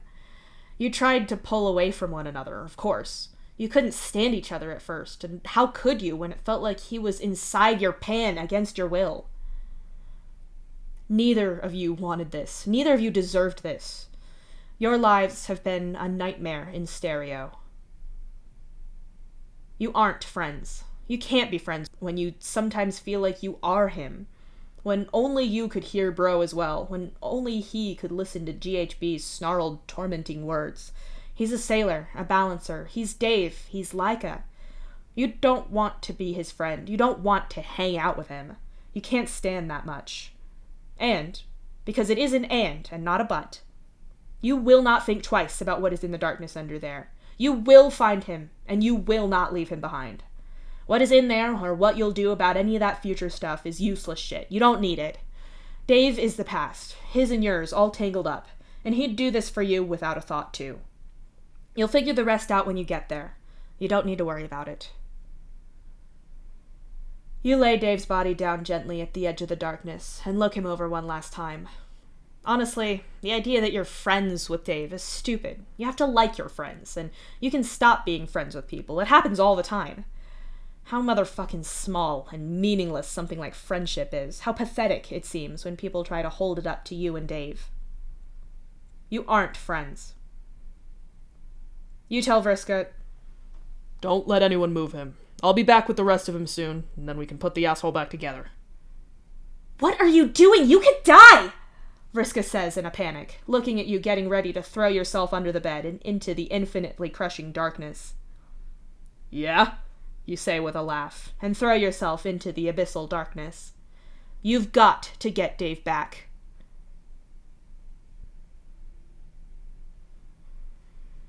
The darkness is absolute. It's void dark, a physical thing pressing around you from every side. Fear floods you immediately. You know that you cannot possibly reach back to the room you were just in. You can't get out, and you don't even know which way is up. Your eyes burn, and a hint of something passes through the seal of your lips. Salt water, sea, the ocean. The water on the floor was salt water. The water flooding down your face was too. The other Dave was choking on it. Deep and dark, the ocean that gave you the name of sailor in the first place. Water or space, it makes no difference. It's still a dark sea. Your lungs burn and the chuckle voodoos in your head thrum with fear, but it's the dark. It's sitting by Dave and the other sailors on a dark planet, staring up at the sky as you pass around smuggled booze. It's pulling him out of his nightmares and you out of yours. It's singing the universe into safety. It's snapping your fingers and banishing your ancestor's ghost. You imagine Dave running out of air in the infinite dark and shake your head, feeling your hair slide through the water around you as you do. You are not afraid. Willingly, you open your mouth and exhale, bubbles streaming away and dark water filling your lungs. You breathe, and you're fine. You should fear the void, but the ocean is the thing that carries a ship away from it, right? No need to fear that. You float in the dark water and think, where would Dave be? You've got a long history of being able to find him in nightmares, no matter if they're yours or his. He hid under your bed because he was just that afraid. So where would he feel the most afraid, the most small and alone? Ah, that one. You reach out for it mentally and start swimming towards the darker-than-dark presence you feel thrumming against your think pan. Your childhoods are both massively fucked up. GHB liked to screw with how real things were for you, fucking up your pan with voodoos so you were afraid of things that weren't even real. He'd attack you when you were already scared witless of things that weren't there. It was awful. Still, you think that the doctor had the first place prize in nightmare fuel. Isolation and sensory deprivation, staring out at nothing, begging the void to come and eat her kid's mind and soul. Even when you're expecting it, though, you're still spooked when your fingers suddenly feel the tether to the pod, the one she used to reel out into space when she did this. You grab it and pull yourself down it hand over hand. You grin in the dark, salt water stinging at cracks in your lips as you imagine what it was like when she finally saw the void coming for her. Revenge is a dish best served screaming in terror, and you wish you could have seen it. Dim white lights struggle to pierce through the darkness, warning you of the pod's presence just in time to stop you running face first into it. Its rounded surface is easy enough to follow in the dark, and you slide over it until your fingers touch glass. My, what big windows you have, all the better to stare out into the darkness with. My, how broken your glass is, all the better to sneak inside with. Through? Stupid kid story, whatever. Hauling yourself through the shattered window, you abruptly go from completely surrounded by water to being in air. Or rather, you kind of come through in a sluice of seawater and then fall and land awkwardly on the floor in a mostly dry pod. There's emergency lighting on in here, and the thing that little Dave would be tied to is snapped off of the floor and missing. Probably it went out of the window, which would explain it being shattered. The dim red light of the room makes it hard to see, but your eyes start to adjust, and there! Dave's sitting on the floor with his back pressed to the wall, his knees bent in front of him with his elbows pressed to them and his hands laced behind his neck. His head is dipped forward in a classic emergency position, protecting most all of his vital parts but still making it so he can see. And he can see. 2 searchlight red eyes track you in the dark as you approach and sit down next to him with a small splash. There's a sizable pool of seawater here, but you're already drenched, so you don't care. Very good try, but you lose at hide and seek, you tell him. There's silence, one that's long enough that you give in to the temptation to look at him out of the corner of your eye. He's staring at you, eyes wide and fearful. He looks normal. Okay, no, he looks like half-drowned hell, but he looks like himself. You can't see his bones or anything, that's what you mean. Are you real? He asks finally. Yep, you say lightly, and you're not gonna try justifying it because you can't prove that shit. Dave chokes on a sob. I just wanted to come home. You let him have a moment. Let him brokenly repeat the same thing again in agony. It hurts you too, but you gotta sit with pain instead of running from it sometimes. Let it in. Let the hurt do its hurting. You came home, you tell him. I died, Dave spits out. You still came home, you point out. Like this? He snarls, holding his arms out furiously. His hands are shaking with fury and held open in a grip on nothing that's almost claw-like. His forearms and hands shift translucent, and his bones show through them, the white of them red in the emergency lighting of the pod, and his eyes. You shift in the shallow water and reach one hand out, wrapping it around his trembling arm. His skin doesn't feel like it did before. There's no texture of pores and mammal hair, but he's just as warm. Beneath your thumb claw, you can see the patterns of dark water inside him, muddling all the red light into shapes like the ones you see on the tiles at the bottom of the swimming pool. What's under your hand isn't skin. There's no texture, and it's not wet or dry, but there's the same resistance and firmness as skin.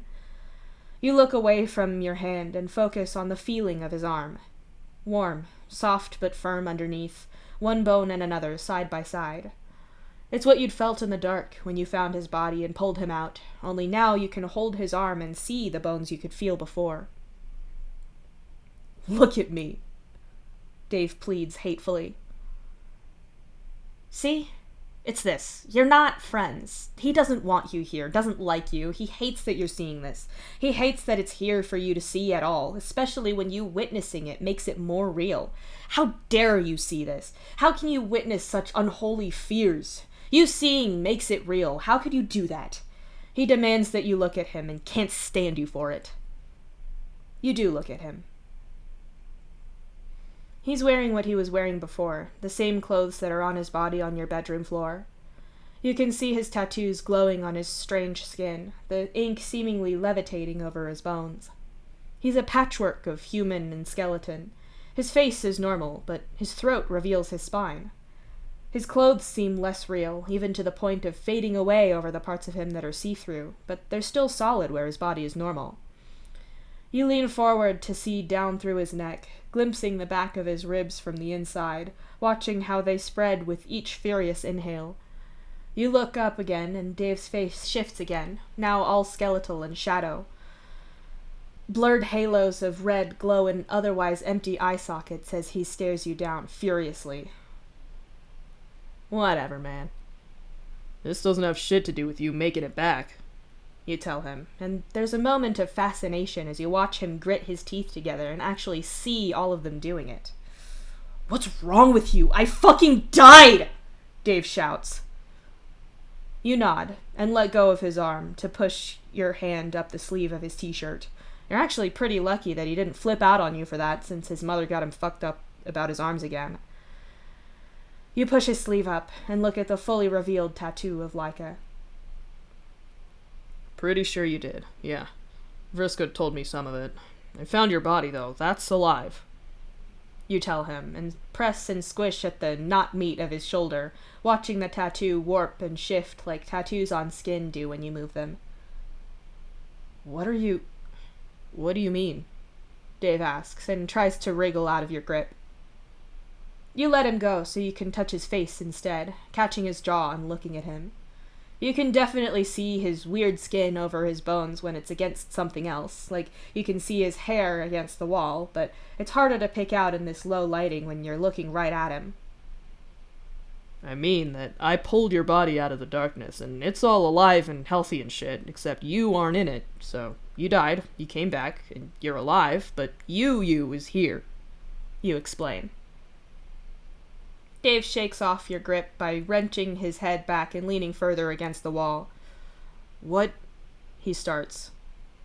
You're like water, but you've got something like skin. Do you think I could get my hand in you if I tried? You wonder, and then smirk as you add, buy a drink first if you like.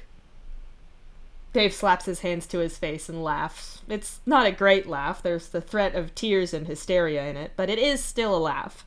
That's what you were going for. The whole Messiah's thing is right in a way. Fear and laughter, they're a balance. It's supposed to be polite to ask, you say innocently, and Dave's laugh is despairing, but it sounds more like he's despairing about you and not his situation. Chalk up another win for the clowns.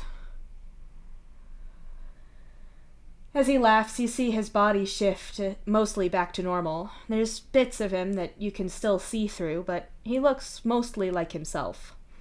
Eventually, his mirth subsides, and you sit there with him in what passes for comfortable silence in a nightmare realm. Eventually, he says, I died. I'm dead. Nah, like I said, you did die, and then you came back to life. It's not like that's the first time you've done that. You reason with him, but he looks at you like you're insane, so you elaborate. You died before, on the shuttle. When you were going to Somnos and choked to death on your blood, Marcy said she got you back, which is good. Dying for good from a nosebleed would be embarrassing. That's...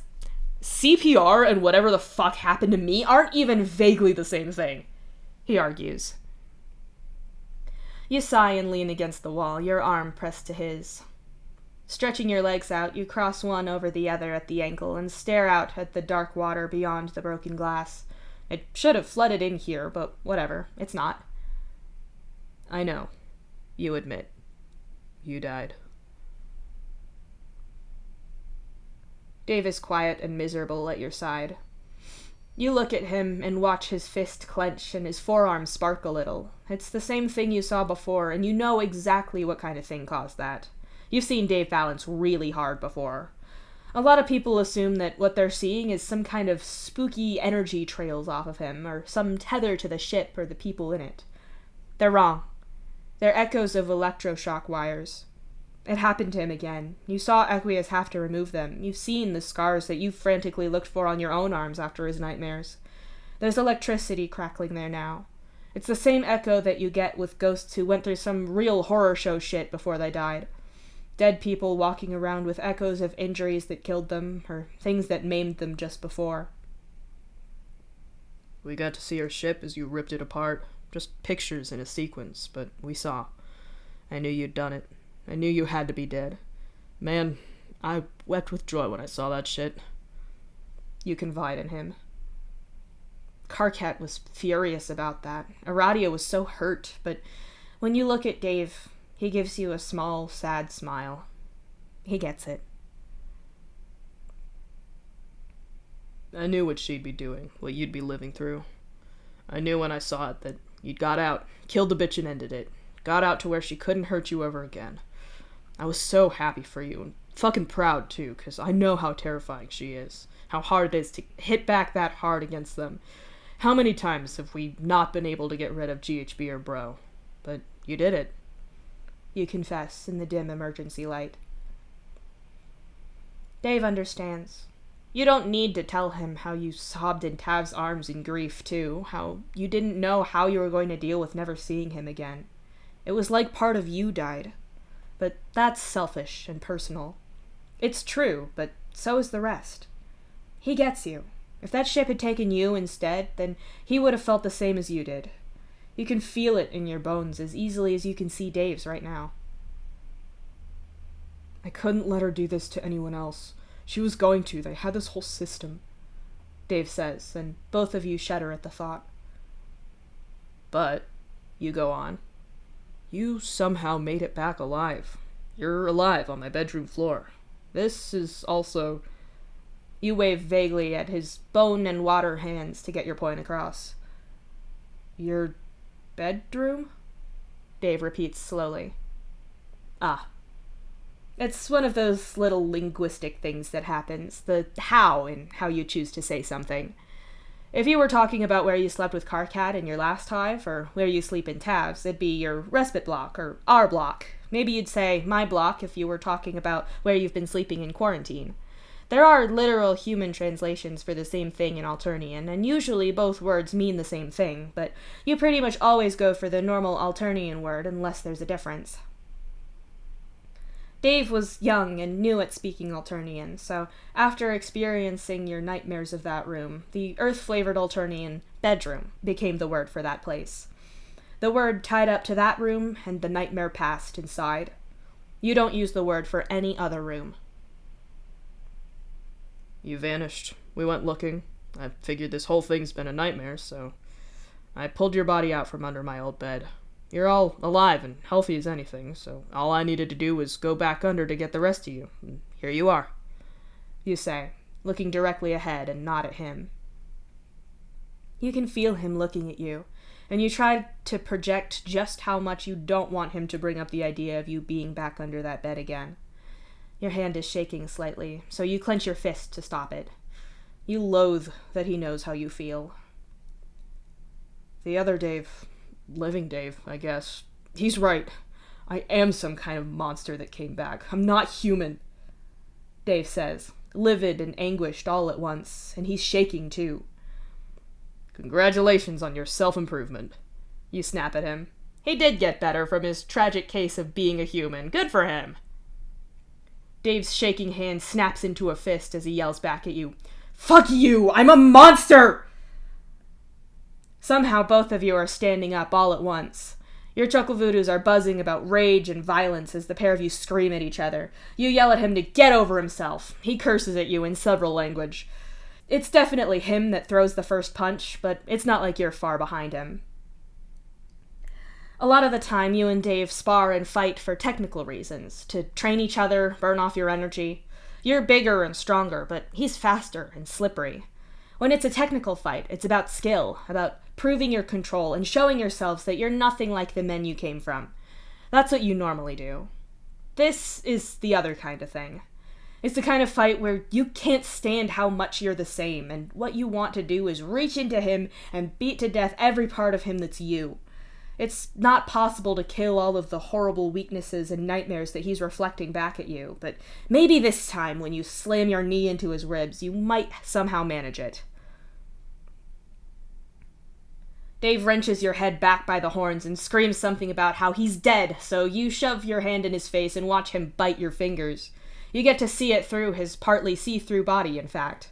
You slam him into the wall, furious that he died on you, that you had to keep living and he got to get out of it. How dare he leave you to face all this alone?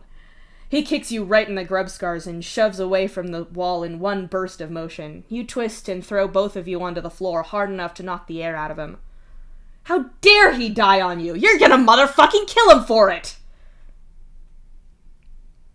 Dave snarls about how he never asked for this while trying to force your face into the shallow water in the pod.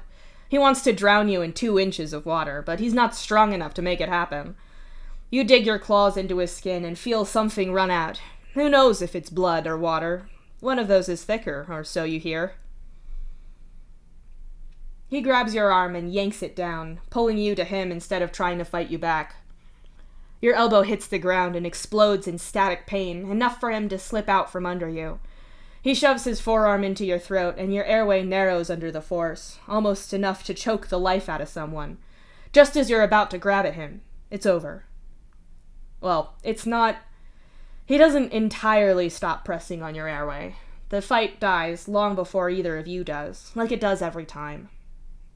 The pressure on your neck fades, and his shoulders slump. His head drops forward, hits your chest, and stays there. You're not friends, obviously, but this isn't a weird pitch thing either. It'd be so much easier if you just had simple hate for him. This isn't the kind of thing where you can fuck the problem away.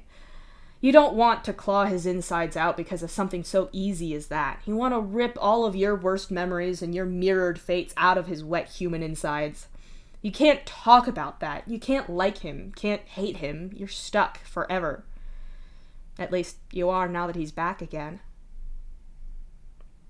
You can't stand him, but the idea of him being gone is awful, so of course you had to come in here to get him back. It's insane. You can't talk about it. You press your open palm to his back and feel him breathe, grateful that you don't have to talk about it, because it's the same for him. Can't, Dave breathes, small and quiet.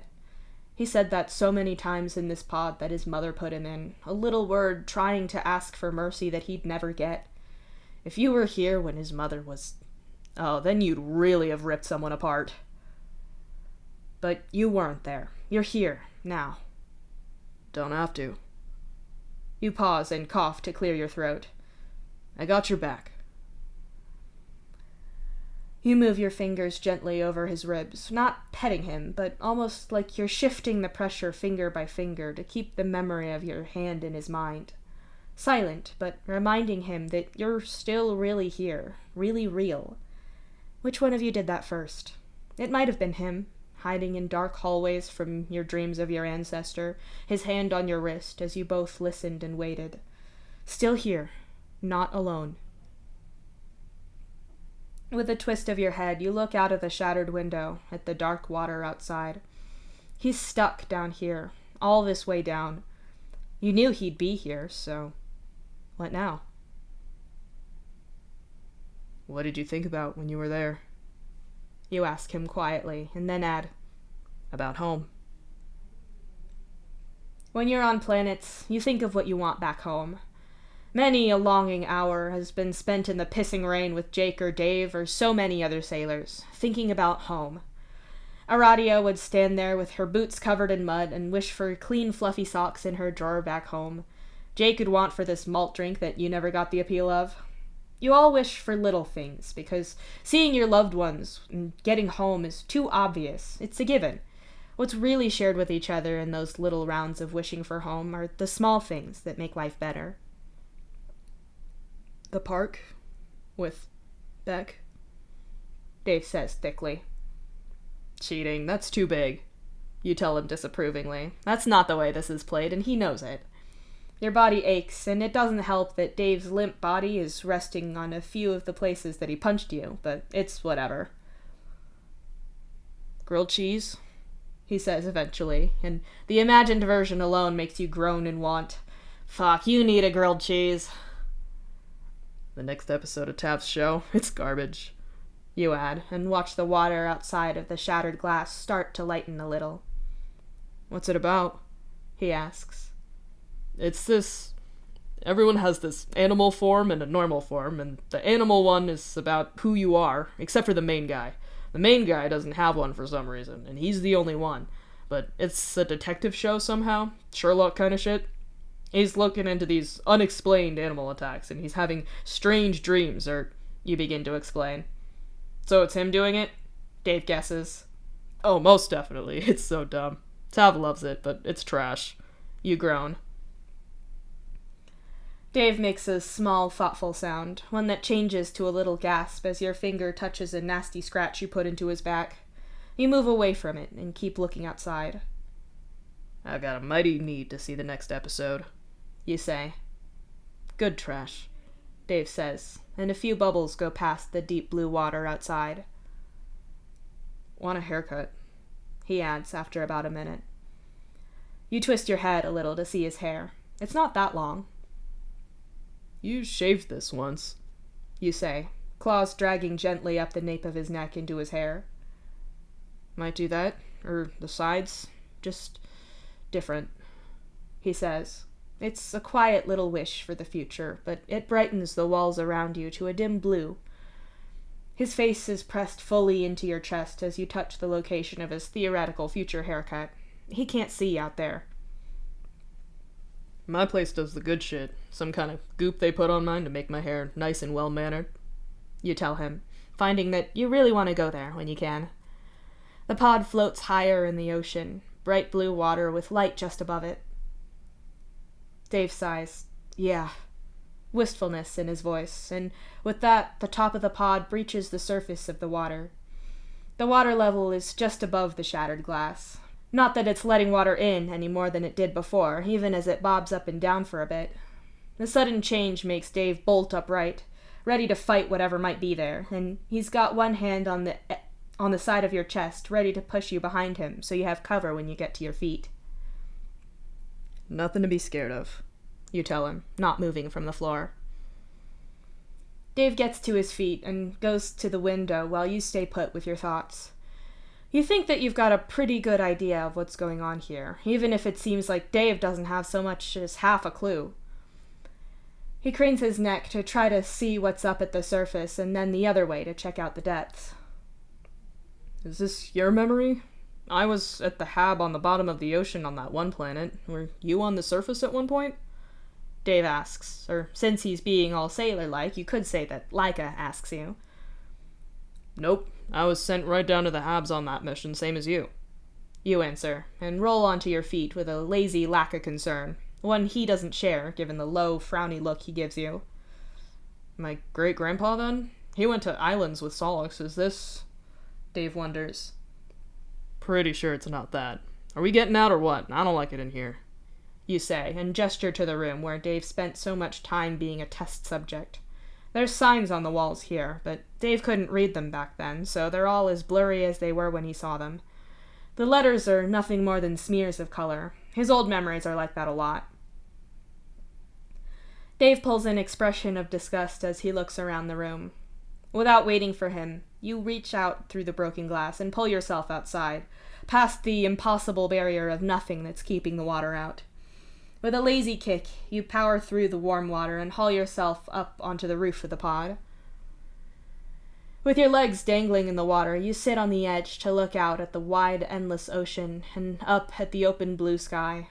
It's so bright and wide, with just a few light, fluffy clouds interrupting the color. The ocean itself is calm, but not still. Water laps against the pod, and a mild breeze gives texture to the water and picks at your wet hair and clothes. Any further attempts to try to evaluate the water are ruined, however, as Dave breaks the surface, spluttering and scrambling onto the roof of the floating pod with a lack of grace that's definitely panic from suddenly being alone in the pod again. Not that you're calling him out on it. You knew he could handle it. There are some distant islands off to your left. They're very far away, but you'd bet that if you kept looking, then you could find the island that the old Dave's dream took you to. That makes sense, though, right? Ghost Island. You're not dreaming, unless you're unconscious, so where is this? Where are you? Dave asks, looking around assessingly. You pull your legs out of the water and roll onto your hands and knees so you can peer over the sloped edge of the pod. You wait for a few moments so the water can calm down and stare down into it. It's deep right underneath you, but it rises up to a shallower and brighter blue as it gets to the distant islands. All the white under the water makes it look all the brighter, doesn't it? You look up at Dave thoughtfully and choose your words with care.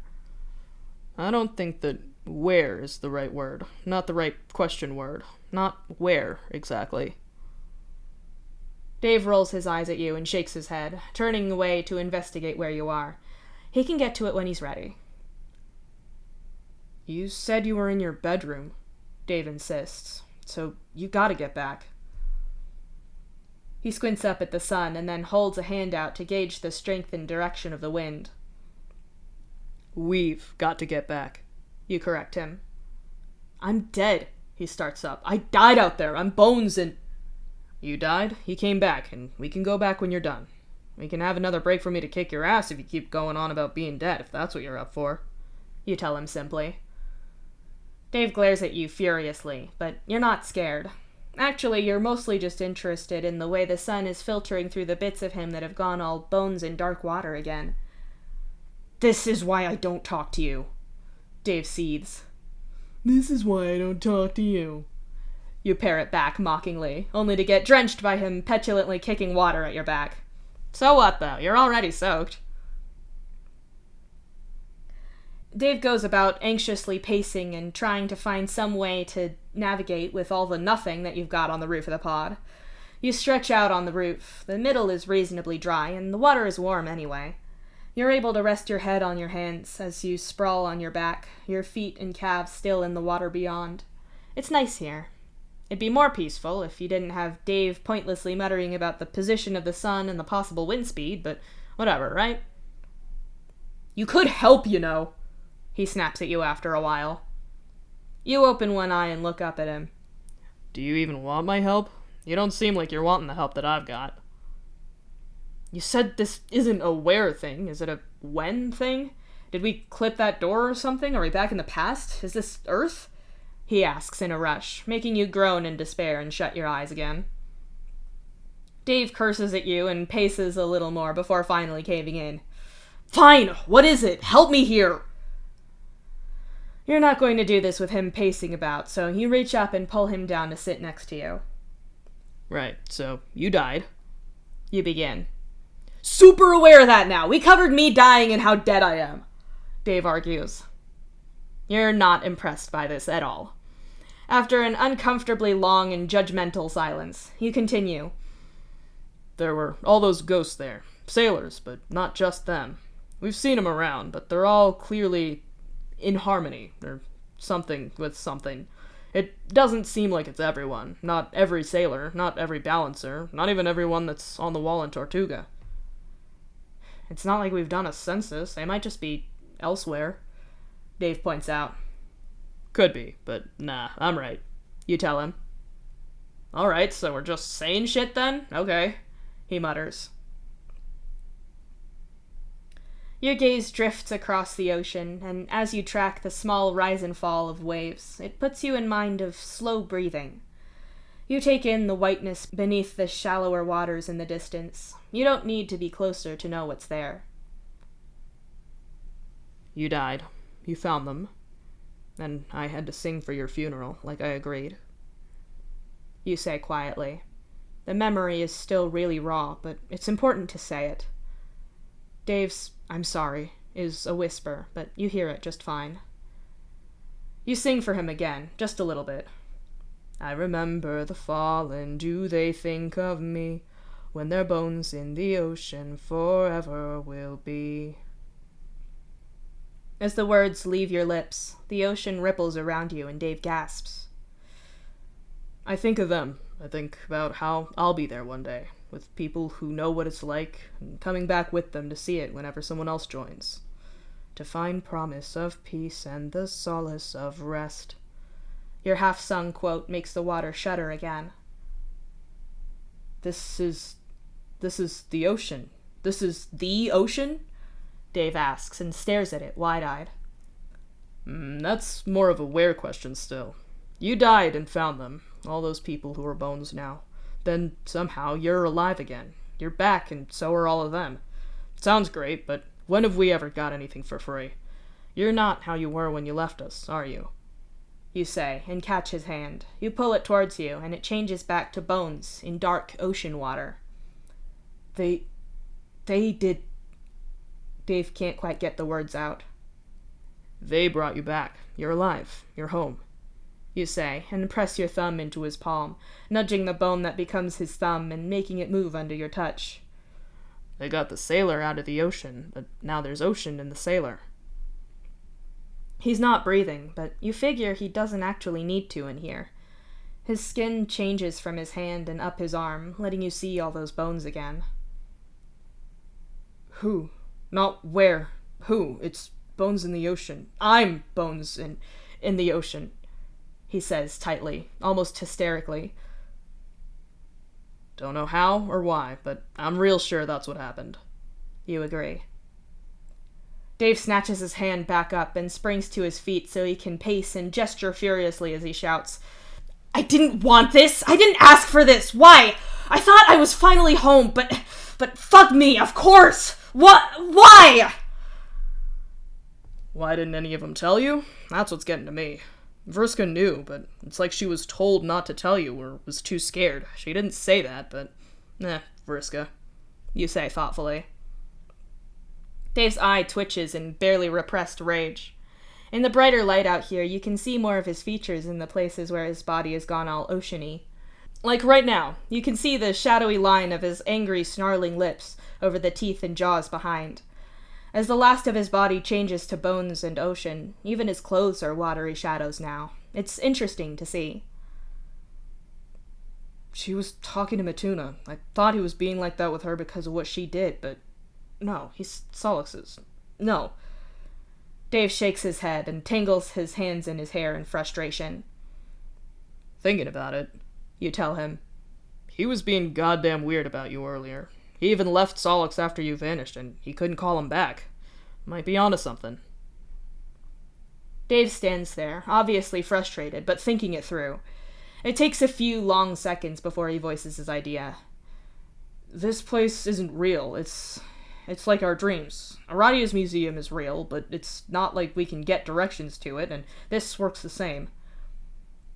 Unless, you say slowly, it is real, and it's in the ocean and bones in your actual physical body, and we're all atom tiny. Dave looks at you flatly and shakes his head in despair.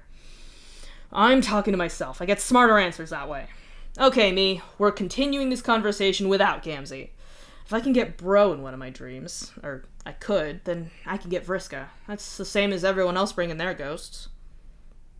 She didn't seem to know. You start, but Dave loudly goes, over your words, so he doesn't have to listen to you. Rude asshole. Maybe if I could get her, then I could get Matuna here. You said he bailed on Solix, and Solix couldn't get him, so it could work, maybe? Dave wonders and glances at you. Oh, am I involved in this now? You ask flatly. I've changed my mind. No, you're not. I'm going to try to get Matuna here, and if that doesn't work, then I'll try Vriska, he says. The two of you could also try leaving this place, but you get the impression that Dave isn't going to leave until he's good and ready. Kind of like getting a ghost to move on. Or it could be exactly like that, except Dave has a living body to return to. Well, whatever. Dave paces around, his face scrunched up as he mutters about thinking Matuna thoughts. You're all prepared for this to not work at all. It's not like any of you have ever been able to summon other ghosts, but a disturbance in the water by your feet changes your mind on that. A figure rises up through the water with flailing limbs and a lack of any kind of grace at all. Matuna breaches the surface with a gasp and then a hacking cough as he scrabbles uselessly against the side of the pod. Having a little mercy, you lean over and grab him, hauling him up onto the top with you by the back of his shirt. Caught a tuna, you tell Dave. Congrats, a fisherman is you. Are you okay, Matuna? Why am I asking? You're already dead, Dave says. Fuck you! Matuna snaps and then coughs some more. He pushes himself upright and shakes the water out of his hair with both hands. It's sticking together in clumps, so you can actually see more of his face than normal. Matuna looks out at the open water, then at the pod, and the two of you. You knew about this, didn't you? You knew I died, Dave accuses him, getting right to the point. Died? Matuna's lie trails off as Dave gestures to his visible skeleton. Kinda hard to deny that. You knew that I died out there, right? Dave asks again. Bits of him start to shift back to human. It's interesting to watch, if you're being honest. Hey, in my defense, I wasn't there. I don't actually know shit about that, technically. Also, you're fine. You're totally alive. Way to rub it in my face. Even if I did know, and you're better now, so... Matuna blurts out defensively and scrambles to his feet. You knew, Dave says, not buying into the rest of that. Why didn't you say anything? You ask Matuna, although you're getting a suspicion about what the answer is. Shut it, jug of shit! Did any of that whole thing back in the gym look like a good time for anyone? No! Finding that out went bad! Matuna snarls at you. Oh, too bad! It happened! Matuna, you'd better start telling me what happened from the moment I died, and you'd better do it now. I'm sick of people controlling me! Dave demands angrily, pointing his finger in Matuna's face. Matuna winces, and you figure that Dave's words got to him, because he does start to explain. I wasn't there. I can't tell you what had happened like I was, but I mean, I know. I didn't do any of this. I was all the way back on the Atu and feeling shitty that you were dead. Tolix was convinced he'd find you or someone would come looking, but I didn't think that at all. So it's not my fault. So tell me what you know, Dave says, though his voice isn't so pissed off now. You killed her, your fucking mother, and Mindfang. Stopped anyone else going in that helm or those test lab torture things. Matuna says, forcing the words out in chunks. Dave looks away from Matuna, his eyes focused on the roof of the pod that you're on now, the one that was the location of several tests over the years. I couldn't be a lab rat anymore. I couldn't let her put anyone else in the helm or do any of this to anyone else, Dave murmurs. Yeah, a lot of us, the ones out there, the ghosts you found. Sorry. Matuna shuts his eyes for a second and tries again. You met the ghosts out in the void. A lot of them know about you. I'm so happy she's dead I could puke. Except I can't, but whatever. None of us wanted this, and we've all been through shit and died for everyone else to be fine, and it's evil, and you... Is this like Beck? He's full of ghosts, but if Dave is too, then how are all of you wandering around, and how's he alive? I don't think Beck was dead before. You wonder. I've seen his puppy pictures, so no, Dave answers. No, it's... Matuna paces about in frustration, although with 3 of you up here, there's less room to do that. It's like a music thing. You understand that stuff. You all sing the same thing, but he sings it lower and you sing it higher and some people sing it different. I don't know much about music, actually, but shit, if you get that and you average it out, you could get the notes that's the core thing. That'd be sheet music, Matuna. You tell him. He predictably flips you off. That's you, he continues. You're the music, singing the song to the thing the rest of us have in common. You've got all these sailors and balancers and actually loads of helmsmen because, hey, same deal, same hat. So you show up, dying with that life and feeling and shit as your final song. Of course they came. And you wanted to come home, and fuck, we all wanted that. I wanted that. If Solix hadn't given me a jump to him when I died, then I'd have been out there too, wanting to go home and hating how it wasn't fair and why me and fuck this! Normally they couldn't do anything, right? Except hold you there with them and whatever, but Solix goes and punches a hole in reality, and they... Matuna shudders breathlessly. He goes still and takes Dave's face in his hands. They said your soul was singing this song so hard, and they saw a chance to get you back. They couldn't ever have that, but you could, so they did. You show up all alive and shit, and the sound of you is just like... Oh, yeah, I feel that. And you're breathing, and all these people love you. We all... It's better. Matuna tells him, so earnest, almost hypnotized by him. Dave doesn't seem so thrilled. He pulls away from Matuna and stares at him angrily. Are you telling me that all of you are getting something from me? That you're spying on my life? What? No! Matuna says in a rush. Sounded like it. You point out. No, it's... I like you. I'm happy when I see you feeling good, but I'm happy when I see Carcat happy and he's not part of this. I don't know what you're doing. I'm not getting some contact high from you making out with Solix or whatever. Gross. Matuna shakes his head. But you getting to live and be home does.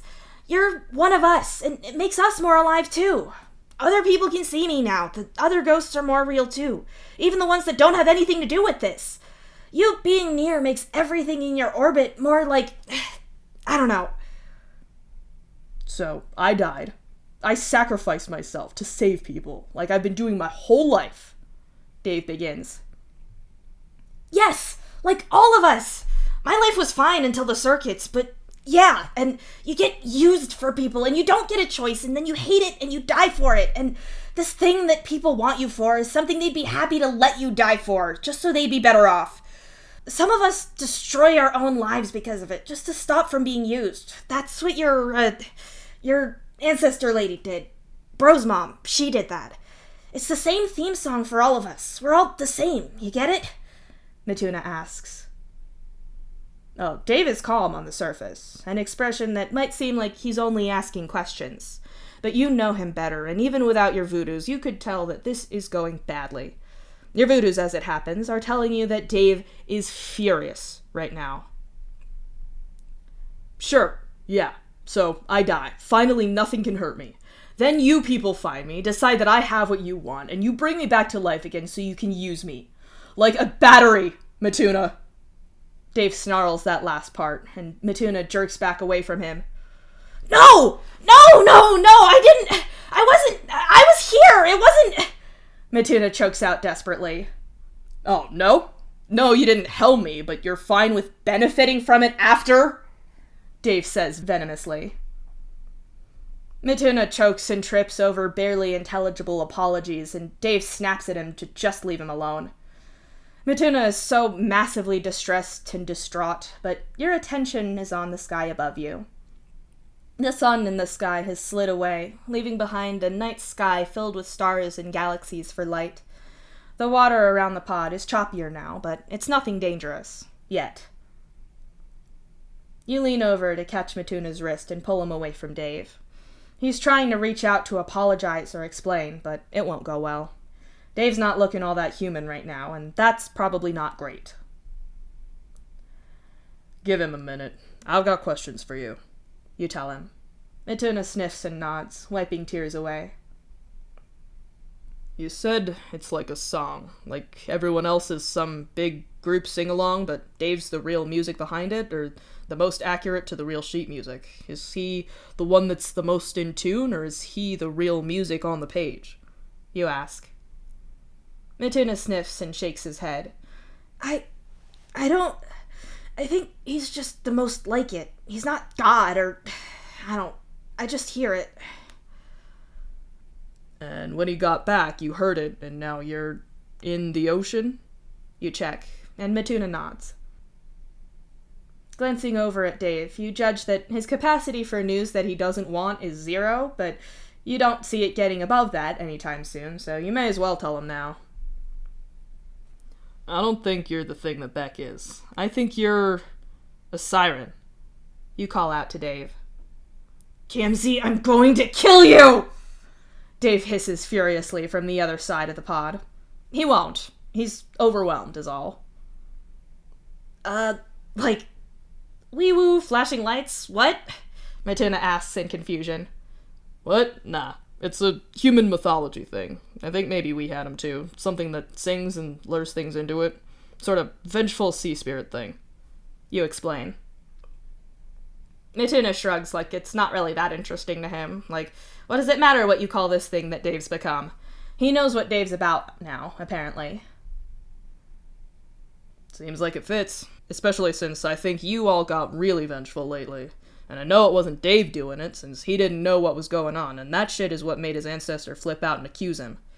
You say lightly, almost in a kind of happy tone, despite being pretty mad about it in reality. You watch as Matuna's eyes widen and he freezes, caught. Yeah, good question, Gam. How about you tell me about that, Matuna?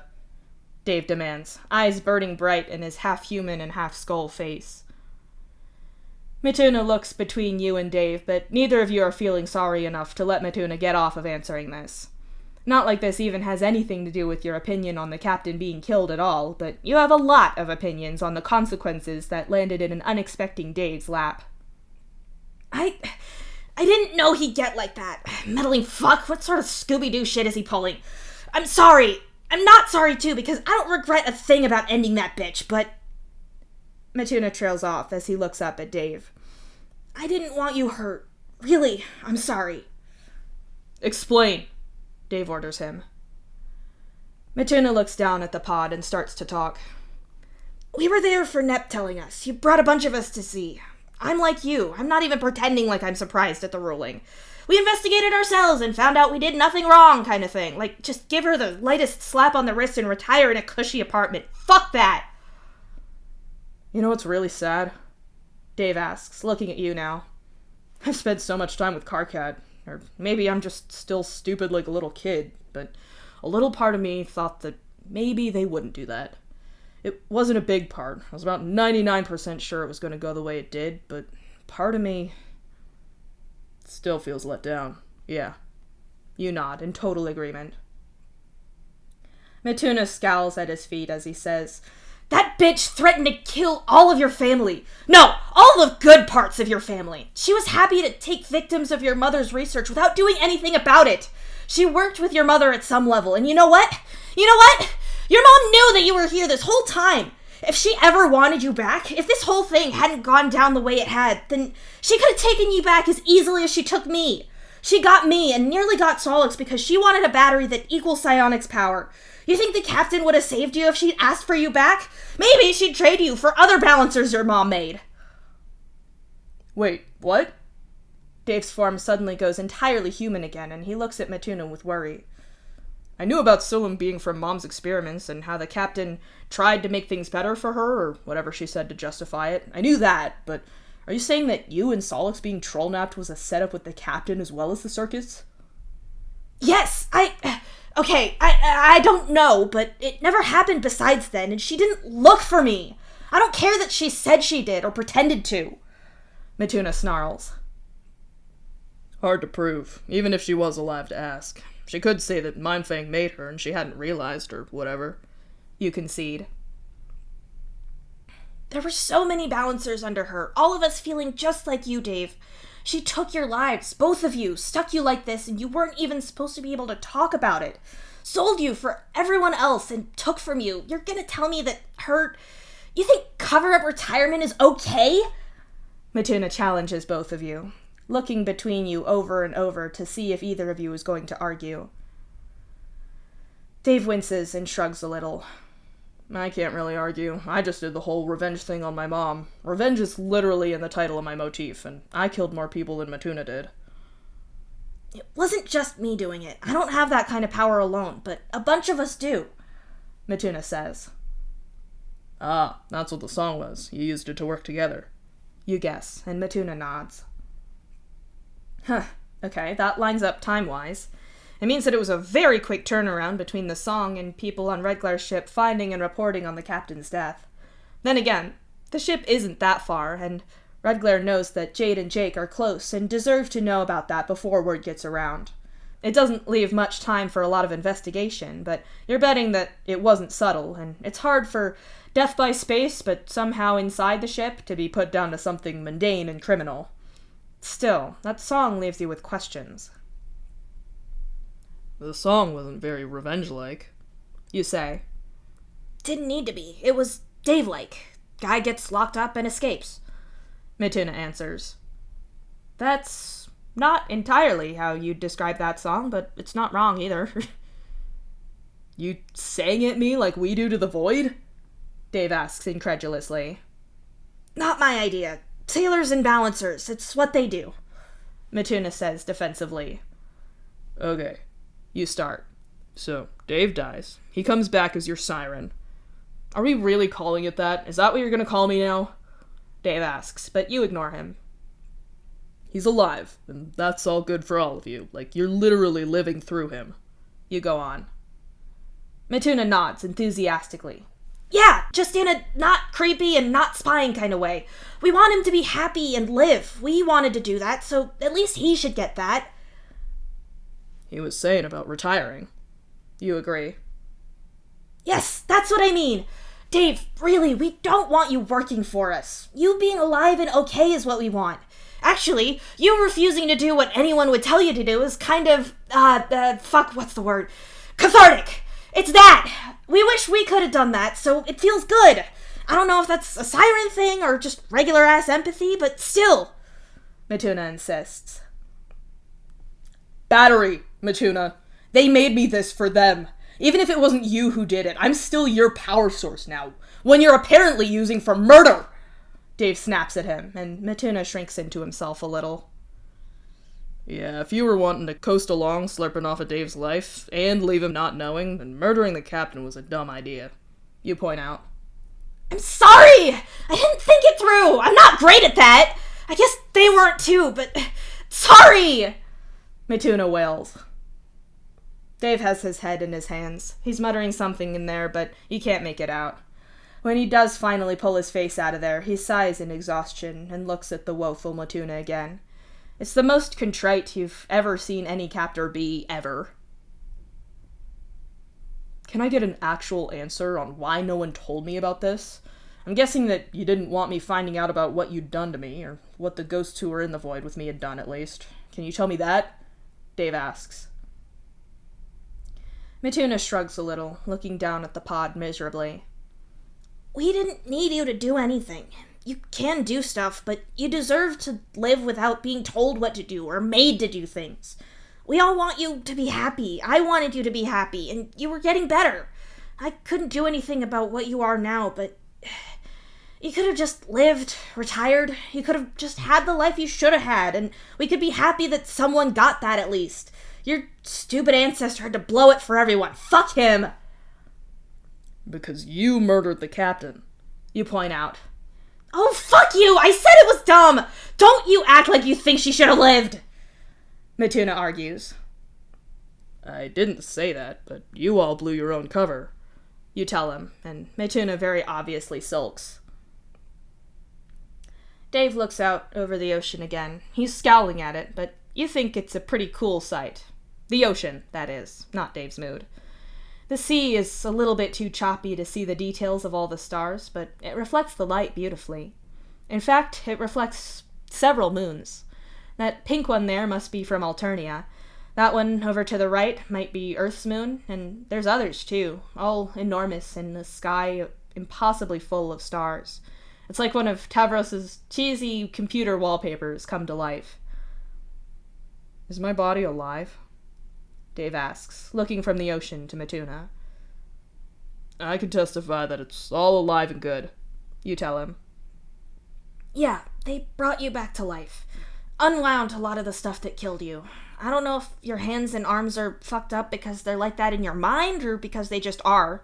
You're for real alive, though. We're not consciously keeping you like this. Again, Dave, I'm sorry. Matuna's apology is cut off. And if I go out an airlock without a spacesuit on? Dave asks over him. Anything I need to tell Kotard about there, man? Thinking about taking a long walk out of a short airlock is all kinds of concerning. You say slowly.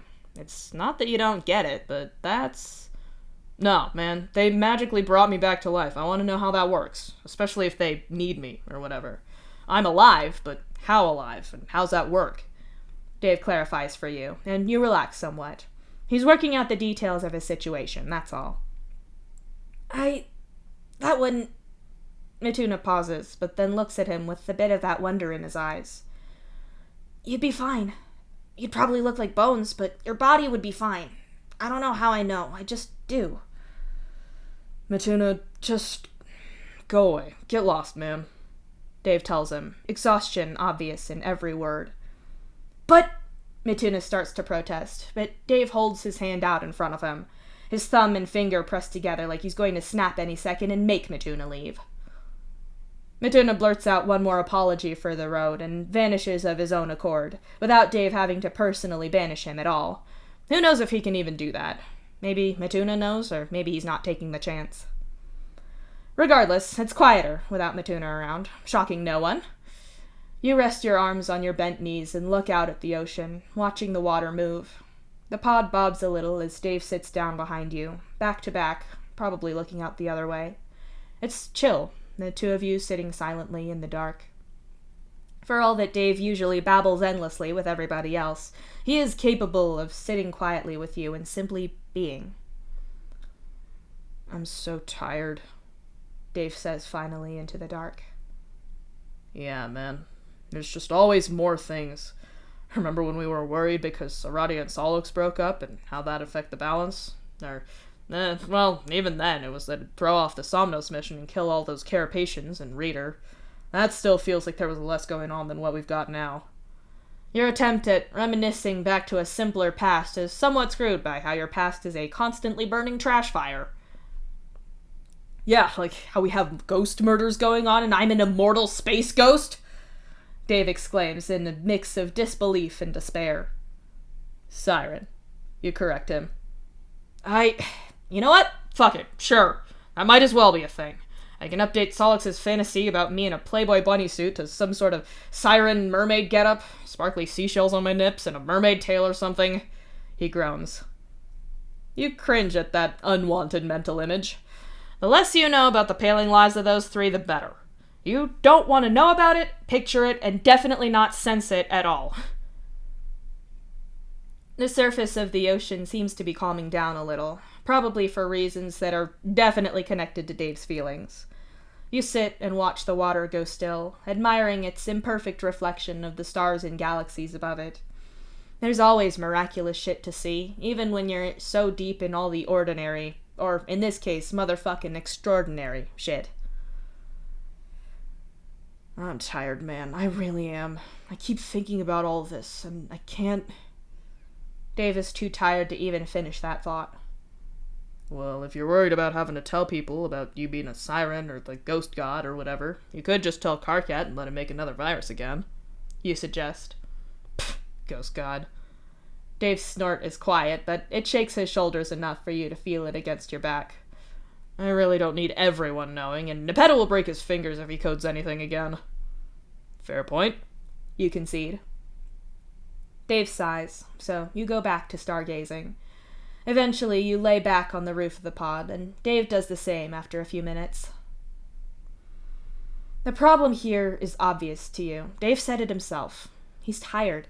You're tired too. Everything feels like it's constantly escalating when that shouldn't be possible. It's like those turning poles, the kind you see in toys or outside barber shops, with the spiral stripe that seems to infinitely rise and rise. That's how it feels. You came here to get Dave back, which he'd do for you if the situation was the other way around. He does want to go back, but he also doesn't, or he can't dredge up the motivation to actually go. I was thinking about Sam, you say softly, after some time. Yeah? Dave says. I know he mentored you more than me, but I was kind of pissy when Karkat was calling him out before, when he said how the adults around us failed us, remember? You ask him. Right after he told everyone about us? Yeah, I remember. It's hard to think of Sam as a bad dude. He got shot protecting Matuna. He taught all of us. Sometimes I'm mad at him, and sometimes I still think of him the same way I did back then. Dave admits. Karkat went on about how he was trying to do right by us, but he still led us into this balancer thing, still fed us to it. He did it kindly, but he should have done something and didn't. You agree. But what could he have done? I know Karkat virused the ship, but what could Sam have done? What are you supposed to do when you're one person, the whole fleet and everyone is against you? Everyone in power was against him, and we both know how shitty the public's opinions on balancers can be. What could he do? Dave asks helplessly. Something. You answer simply. You can feel Dave looking at you, but you don't look over to check. I'm not good at knowing what to do. You need someone like Karkat for that. He's good, and he's good at deciding to do something to make things better. It's not like you wish you were still with Karkat.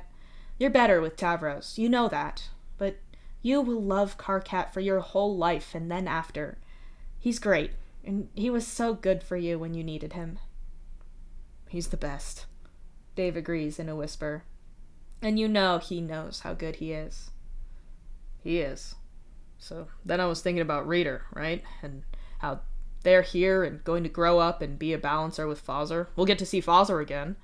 But then, I don't want to be like Sam.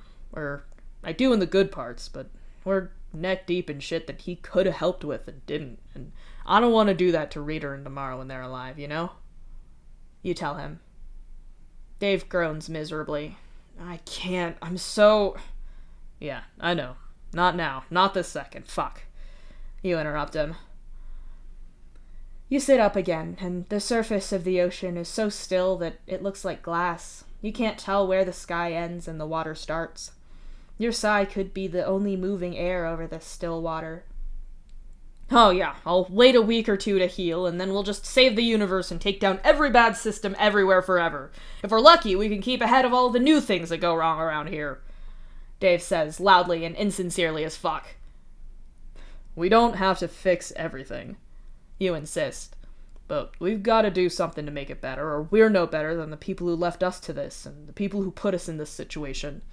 We've got Karkat, and you've got a ghost that'll do space murder for you. Karkat might not want them doing that, but he'll probably have better ideas than that too, so... But we can do something. The thing is, you know that Dave knows this. You know that he thinks it. Neither of you had thought about future generations before Karkat pointed it out, but neither of you are future types. Once you'd thought about it, it was hard to agree that it was right to pass this on. Dave absolutely wants to make things better. He sacrificed his life to prevent more people from going through the pain that he did. It's just that it's exhausting. Everything is fucked up, and you can't even picture what better would look like, let alone how to get there. Even trying to do anything feels as pointless as trying to drink this ocean dry one drop at a time. The idea of looking Reader and Damara in their living faces and saying you did nothing because it was hard is awful.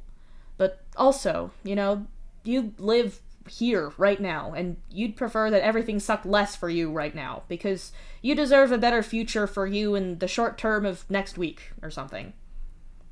Okay, no, you're not gonna fix everything in time for that, but you could get the better, nicer, smarter people that you know to come up with some kind of game plan. That's something. You can make something better, so if you live long enough to retire, then you can hand over a better deal to anyone following after you. At the very least, you want to be able to say that you tried. Your blood color has a dubious history. Not royalty, but the highest outside of it. Naturally stronger and bigger on average, almost all of your caste had some level of chuckle voodoos. Historically, your color represented the murderous fist that terrified and killed for the Sea Dwellers. Violence, blood, and superiority wound its way into your caste's faith in a way that poisoned it. That's not the world that you're in now. That was your ancestors' world, and you don't want it, and you don't want to be like him. You want better things for you, and better things for everyone else, too. Perhaps you are destined for violence alone, but if that's the case, then you want to point it in the right direction. Honestly, you struggle with your faith, trying to pick what you believe out from the corruption of history and fucked up culture. You don't want to reject it. That feels like giving up. One thing you did believe in was this place, the ocean where all sailors end, as the song says. The idea that when you die, you really will end up here is something of a comfort. But you'd rather live and do something to settle the unfinished business of these ghosts here, to ensure that nothing like this ever happens again, to fix things. At least you have to try. What's your high blood strength good for, if not to fight for something? You absolutely have something worth fighting against, so do something.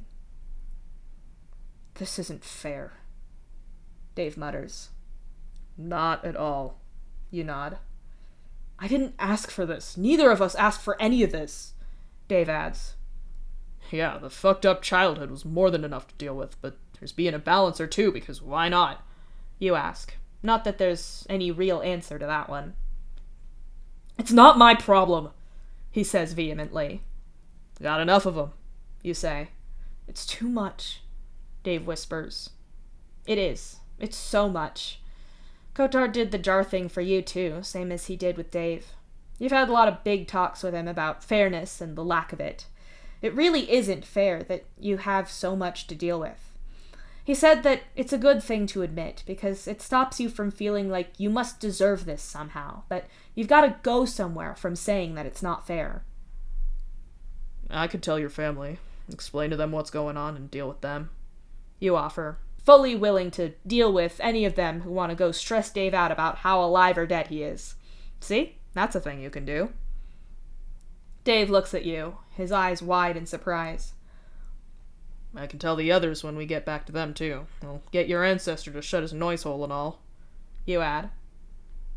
Dave nods. It's a small nod, but you know it means that you've got him. You've won this.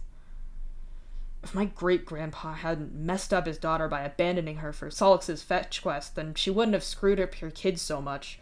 I'm not having kids, but I've gotta... Fine, I'll do something when I'm done dealing with being a siren or whatever. Dave grumbles. You said siren. It's officially the name now. You chirp meanly at him. Fuck you, Dave retorts. Nah, I'll leave that to Solix and Karkat. You shoot back.